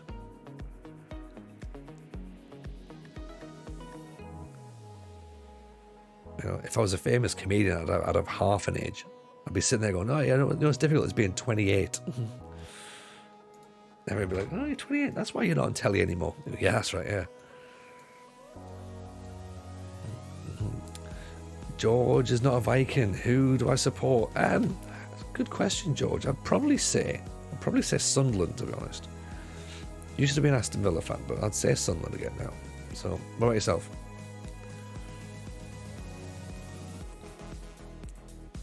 Good ball in.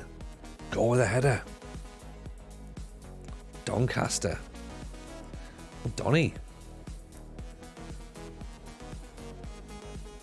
Oh.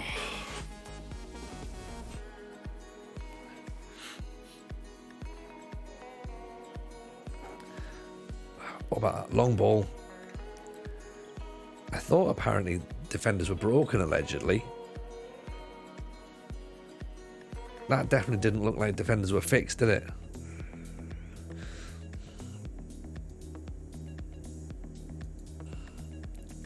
Tony's real comedian, Mrs. J, will be half 34. I'm trying to do the mental maths as to what that is.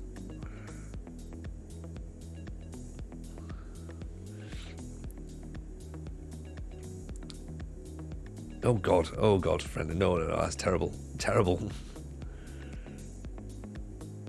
No. Morgan Gore at the near post. Wasn't expecting that. Oh, there's fighting the old dogs yet. Great header. Love the fact that he's just stood in front of the goalkeeper as well. Okay, that keeps us there. Half time. Who's tiring? Henry, Youngson, Evans, obviously. Everybody, basically. Hunter launches it. Sharvin gets nowhere near it.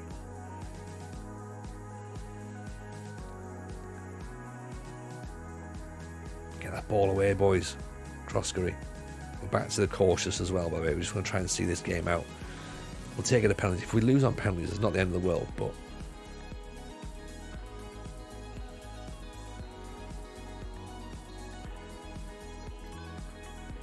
corner coming in now. Cleared away, that's fine. Sharvin chases. Henry launches it. Here's Soup. No one up front with him. Youngson. Croskery. Gore. Corner. Here we go. Evans.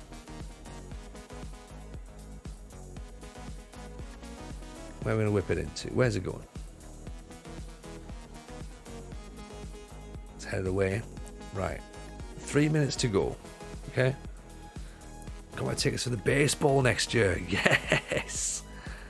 Big fan of that. Right. Who can take a penalty?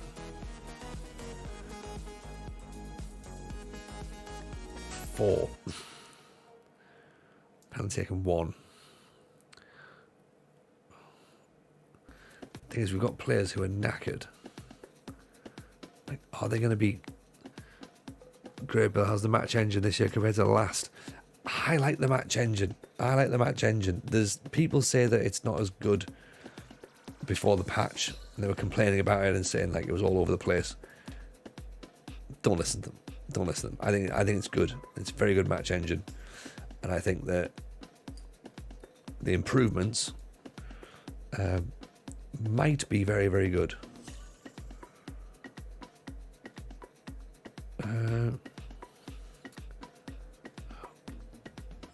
Do we make a change now, or do we make it right at the death?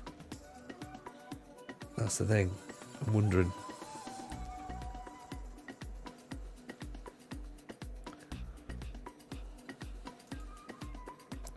Like, I think Toby Andrews has got a decent penalty take on him. Do we take someone who's got a penalty taken of 1 and put him on and hope that that's going to be enough to change the game when it comes to the shootout? Oh, what the hell? Oof. Jesus. Right. There you go.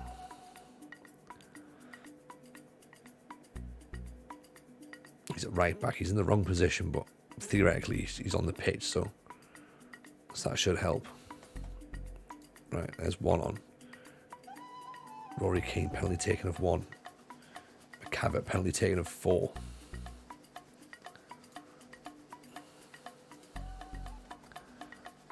Right, 2 subs. Thinking purely for penalties now.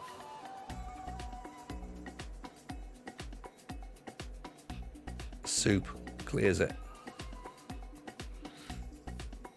Anything? Keep the ball where it is. Don't. Evans launches it. Sharvin brings it down. Henry. Sharvin. Crawford. Out to Croskery. Gore's not going to... Oh, he is going to get there. Oh. We nearly won it at the death.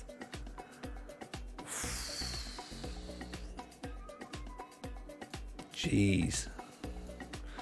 Can we think of any other celebrity who swan dived off the deep end as much as Randy, or as Kanye? Oh, I don't know. You're asking me about celebrities and popular culture. No idea.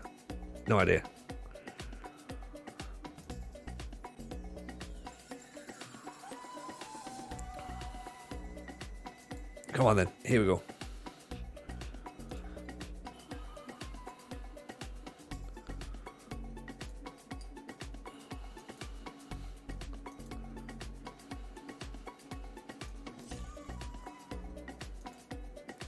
Gore's going to miss, isn't he? I have the feeling. Here's Sharvin. Oh, Sharvin's missed. Oh dear.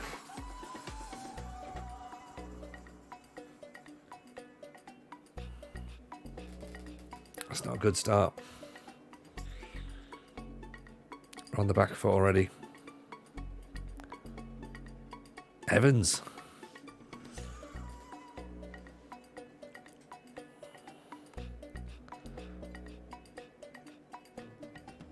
Daniels makes it 2-1.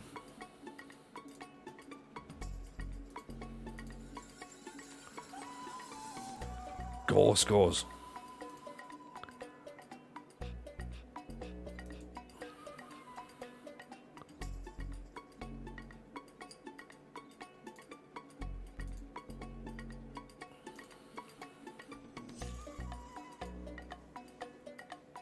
McCavitt, nice.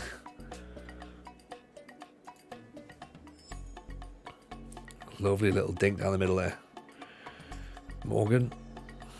Oh, they're just not missing, are they? They're not missing at all.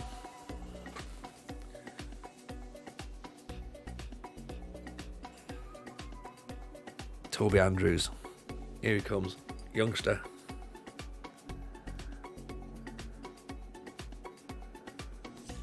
Brought on to do that. So that's what we needed. Alright, come on. We need a save now because I think it's goalkeeper next. I think Hunter takes our next one. Oh! Oh! And now it's Hunter to take it.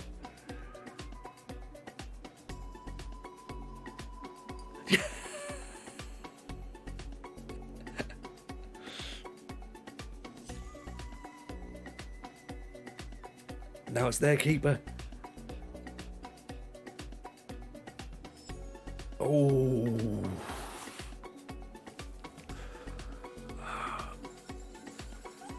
Murphy. What a strike. What a strike. Right, Hunter's all hyped up now. He's good to go. Armstrong on a yellow card. Is that playing on his mind, possibly in the penalty shootout? Probably not. No, not at all. Not at all.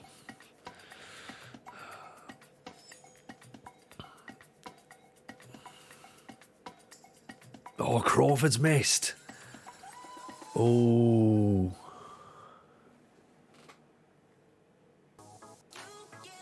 Oh, dear.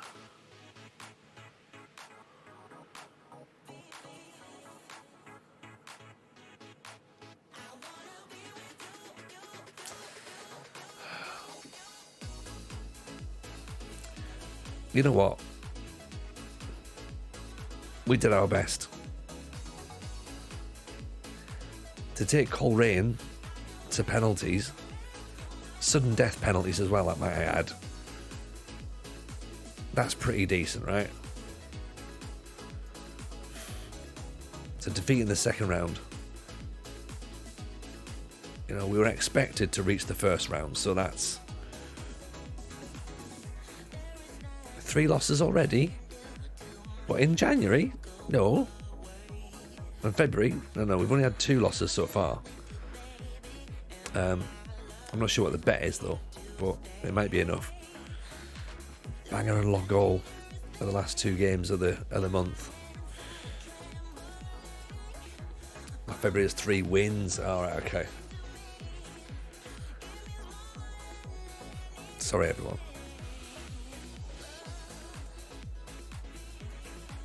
Which is now unreachable. It is unachievable, you're right, yes. That's very true. So sorry everyone. Risk a team meeting. Yeah, maybe. I think form's not great, is it?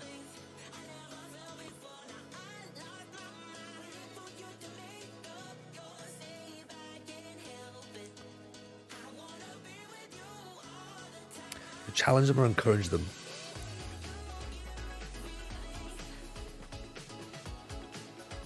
It's usually just encourage, isn't it? To be like, look, it's fine. You know, let's keep going. There you go, that's it, yeah. Good. Everyone's a bit happier. There were 2 votes. What's on the horizon? Should we find out, shall we? Dusseldorf, Juve Stabia, Ebbvale, Ruthin, Undy. Yeah, the Welsh jobs.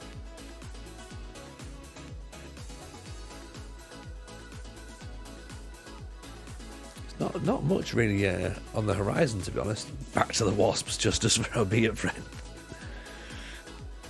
I mean, we could do that. We could do a British Isles and Wasp-based team.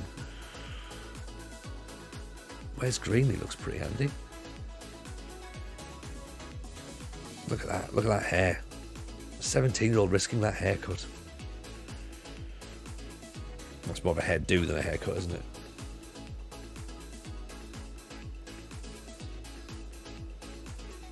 No, Gaffer, I think you'll find it's a hairstyle rather than a haircut.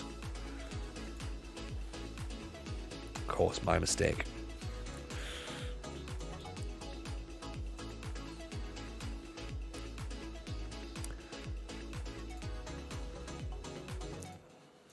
Right, 2 more games of the month left, and then we're into 10 matches left of the season. That's season 3 done. Who'd have thought it? Still saying that there's no longer going to be a takeover, apparently. Quash rumours of a takeover by a local businessman. Are we still on this potential for a takeover, or is it all now done? Enjoying life at the club again, apparently. I think we'll see. This always seems to be hanging over us, doesn't it? Calvin McCurry. £300 a week. Time flies when you're having fun. I think you're right. I think you're right, Kev. It really does. I also find it really bizarre that the game's not even been out for a month yet. Do you know what I mean? Like, it feels like it's been a long month. We've enjoyed it, don't get me wrong. This has been great. Loved streaming as much as we have done, and I think I love the fact that people have got on board with the save. And then we have decent numbers. People watching, being like, so like, you know what, yeah, well, let's have a watch of Banbridge, shall we?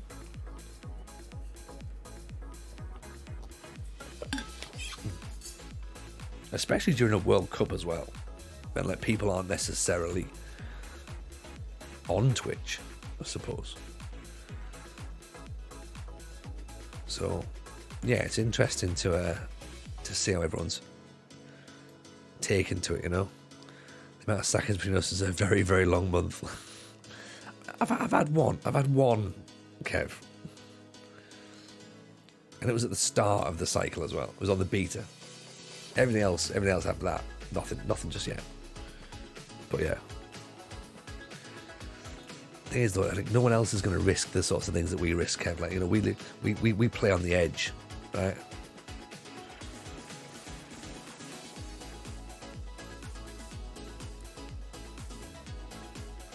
Everyone else just plays like far too safe. We're like putting ourselves out there, being like, yeah, you know, I've got an idea. I've got a much better idea how we're going to play this game. You know, it's risk and reward, isn't it? International competition, we're going to feel more and more meh. Yes, exactly, Slavchan. So banger, 1 point ahead of us. Dundela, 2 points ahead of us. And then after that, there's a big gap. 8 points, I think, now. So we're probably not going to end up in that top half of the championship grouping. Which is fair enough, because we certainly weren't expecting to be there when we started the season.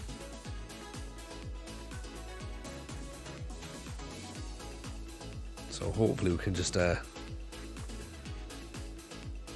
maybe improve a little bit before the end of the season.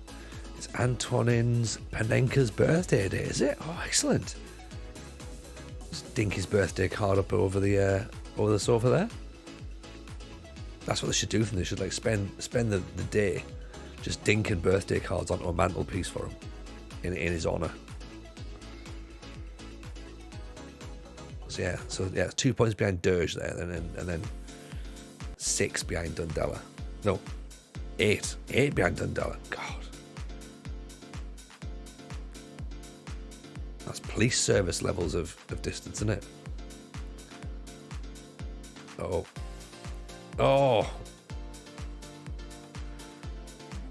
what a finish!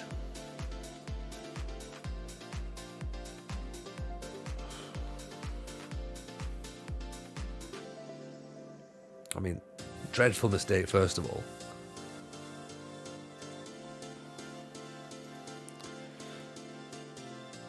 Oh dear. I mean, look how close this is.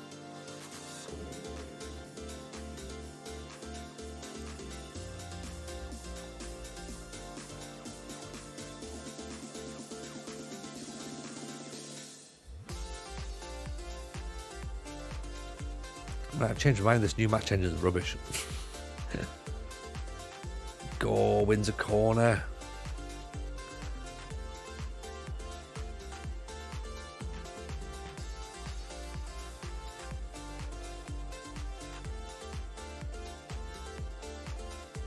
The thing is that everyone knows though that a Panenka penalty looks amazing when it comes off, and it looks so fucking stupid when it doesn't. There's literally no middle ground at all.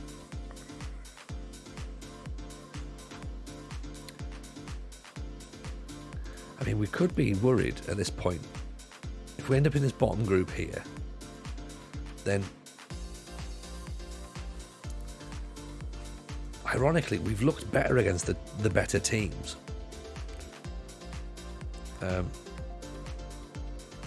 We'd have to obviously change that cautious mentality, be a bit more positive, which is what we've obviously gone to now to try and force a change. I think we could get sucked into a relegation battle, you know, like into that playoff spot. I know there's 8 points between us and Ballyclare, and there's 8 points between us and Dirge. Can't help but be a little bit worried, you know what I mean?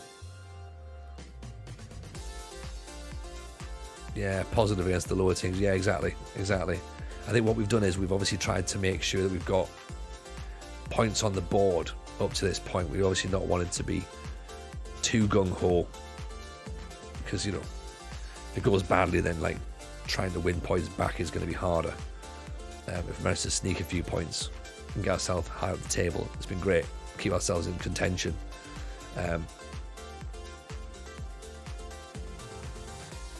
But you're right, maybe look to elicit a slightly more positive approach. Nice ball. Sharvin's got to finish it. Penalty though. Evans steps up. Oh.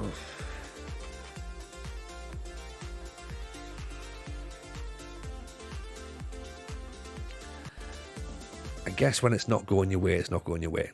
Right? Wood had the space to put the cross in. Went back to the wing back. Now counter-attack's on.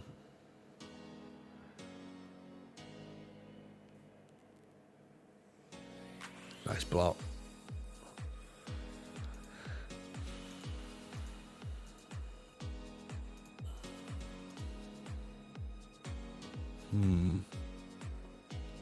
Soup's not having a great game. To us, 6.1.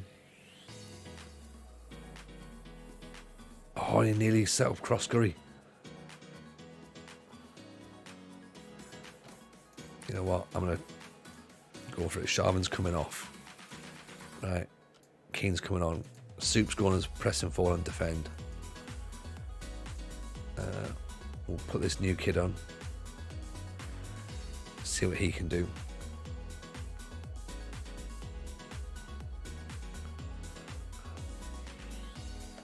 Putin fell down the stairs, sold himself, admit health woes. Penalty again.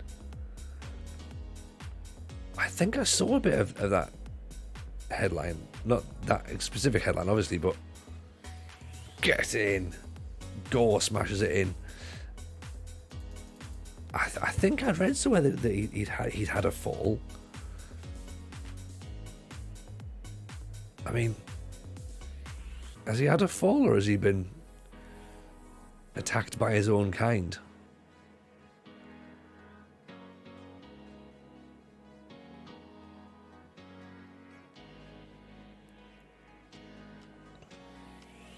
It's interesting though, isn't it?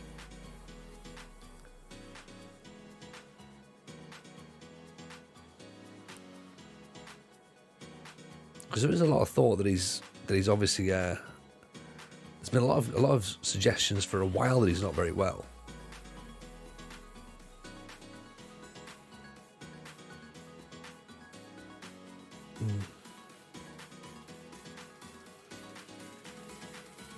Good ball up. Keane. How's it go? Murphy. Oh, no. Apparently didn't press. Hunter picks it up there. Murphy, Wood over the top. Go.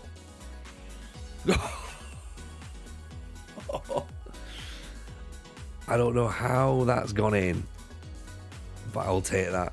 Absolutely. Dreadful goalkeeping, isn't it? Defender just ignores it. So again, and just keeper flaps at it. Absolute flaps from Purvis. So there's another defender not bothering to actually attempt to try and head the ball, we're up to a 2.24 XG now.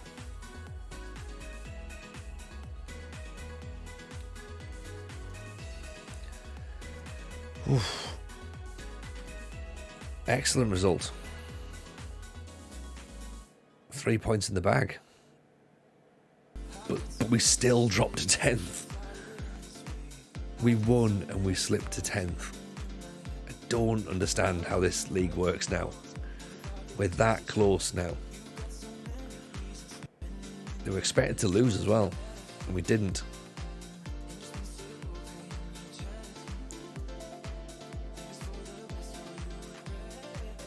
I mean, look at this though. Look how tight it is. Actually, no, we're up to 8th. Sorry, we're up to 8th. I thought we'd finished 10th. We're up to 8th.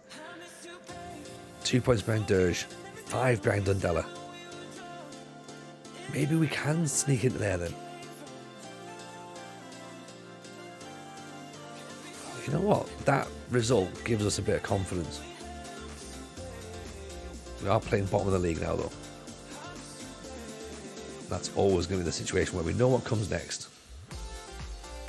I think we focus on playing positive, right? TNS have retained the Cymru Premier Division already. So obviously when we saw that flashing up before, but like, we could take the TNS job. Yeah, it's already done. Yeah, we could have had that.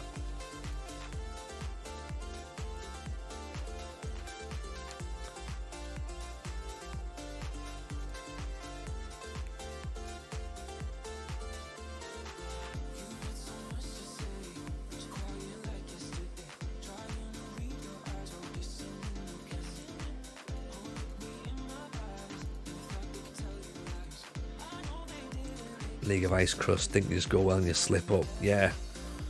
Bombs, shells, spy documents leaked to the online appear to confirm Putin has an early stage of Parkinson's and pancreatic cancer from after months of rumours. Parkinson's they were saying was the thing on it, because apparently he keeps his hands under the desks or whatever. Yeah, that rumour's been going on for a while.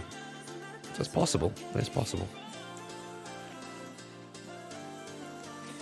Obviously wouldn't believe anything that Rag writes though, but wouldn't wish hell of a health and this guy can fuck right off. Yeah, I think there is that, isn't it? But then again though, you know, he could be the deaf sort of prick that would just like hit the button on it when he's on his way out, going like, oh well, I'm gone, see you later everyone. That's just as dangerous, to be honest. Definitely do with him carking it in his sleep, you know what I mean? Right, I think we're all sensible enough to take it with a pinch of salt, Slapchan, don't worry. I think if it's written in that paper, then I think you'll take everything with a pinch of salt.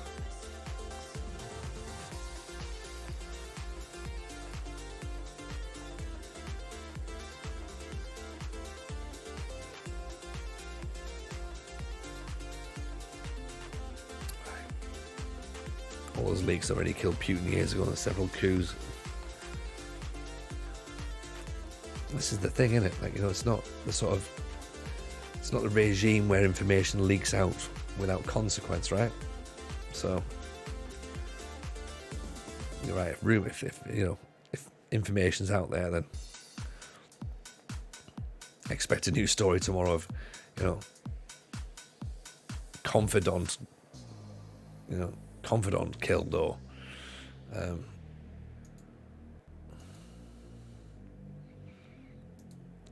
right, let's try and play a bit more positive then. Okay, we'll play a slightly higher tempo as well. We'll have a go.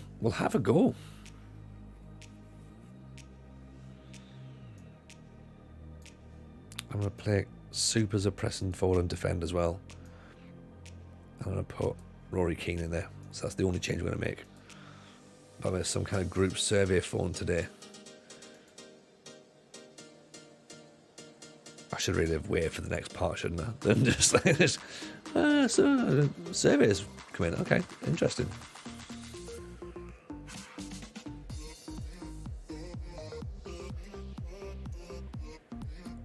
Was it an Edinburgh number? Is that a thing? Are they all dialing through via Edinburgh now? They normally come like they normally sort of just have like a router, don't they? They bounce it around. Do the who called me thing.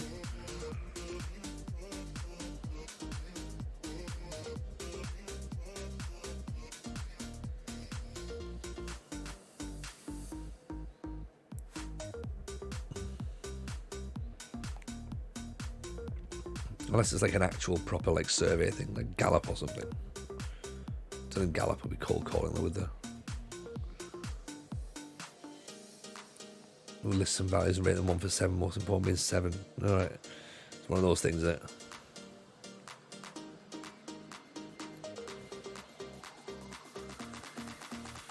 Carl with the ball. Foregrave, good ball in. Tag it, nodded away. Get that ball away, boys. Is it wrong that even like after 7 minutes I'm like, we shouldn't be playing positive? We shouldn't be trying to attack teams. This is not how it works.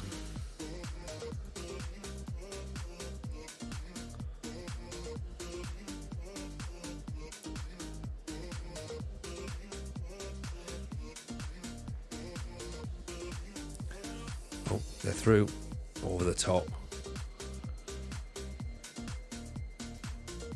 2 questions about Putin.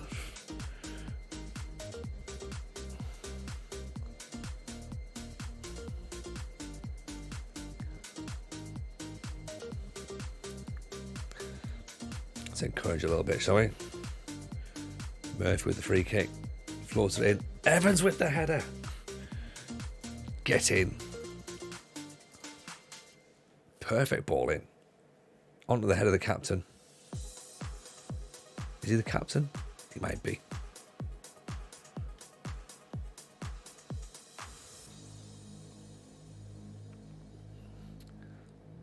Youngson, Wood, Rory Keane gets his head back up. Cross-screw with the header. Oh, that's pretty good. Play down injured. Goalkeeper just whacks the ball out. Not seen that before. That's a nice bit of animation. Crawford, Henry, Crawford, Wood, Soup. Decent effort.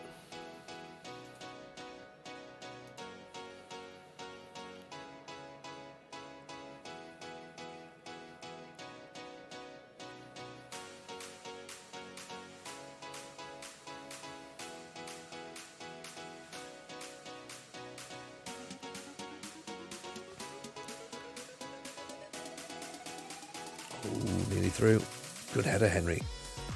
Campbell. Soup nearly gets it.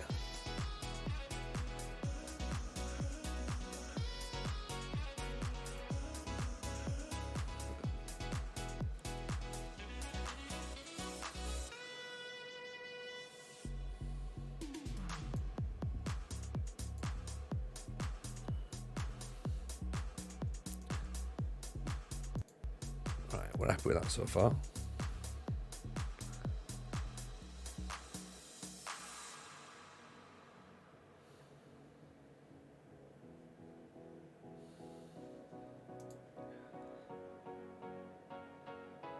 .45 minutes, ball on the top.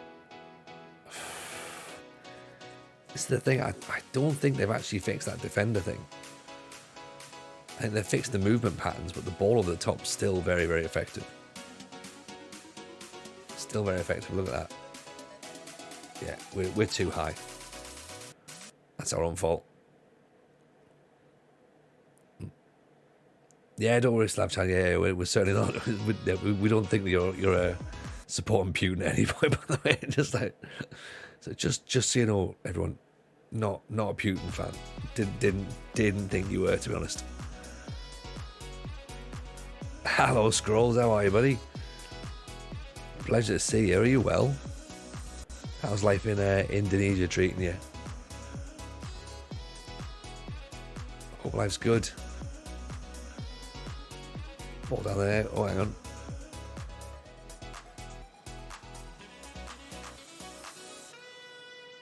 Come on, can we get that ball back? If this was a Claudio Ranieri stream, different story. Oh, yeah, exactly. Yeah, we've all got a view on him. Me, especially.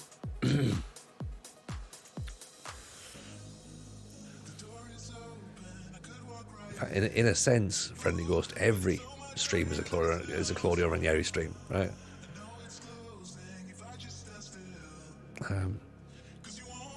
Is a draw going to be enough? Not really sure it is, to be honest. Put Sharman on for goal. I'll change that. His goals are on a 6.4. Wood with an effort. Ooh. Could have been an incredible goal.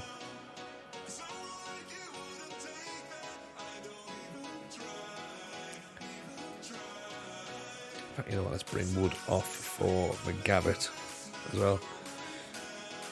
Louis Title started in Polo's coaching badges and ended up at Banbridge. That's same here.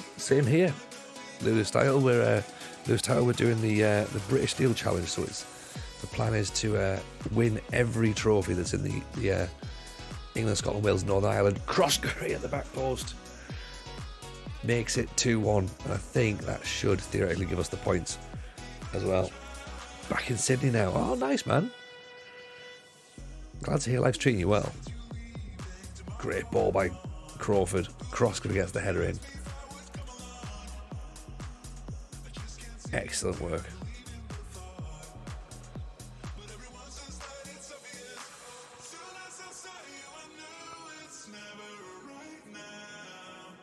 Right, oh, I remember to change everything back. Because now we don't want to concede and do it, so...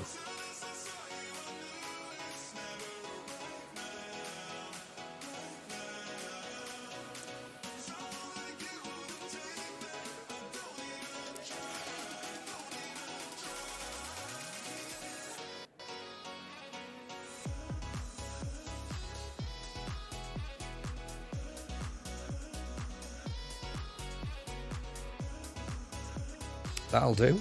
That'll absolutely do. 3 points.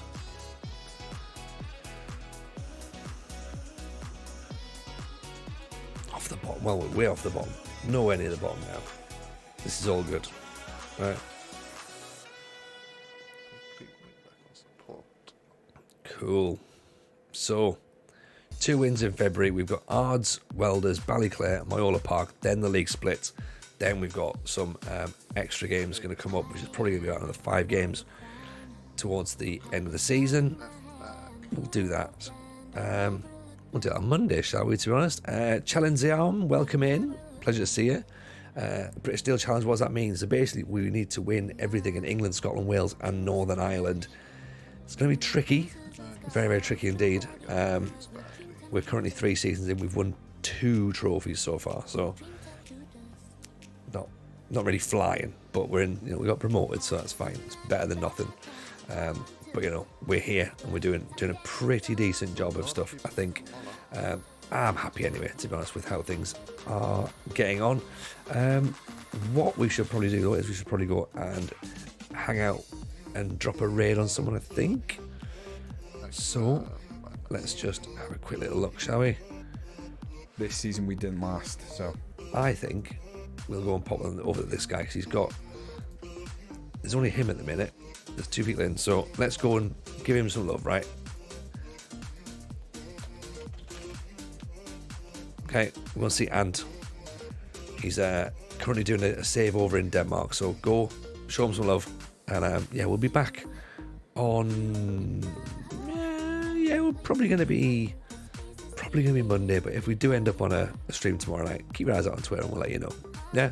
If not, take it easy everyone. See you next week. All the best. Bye now.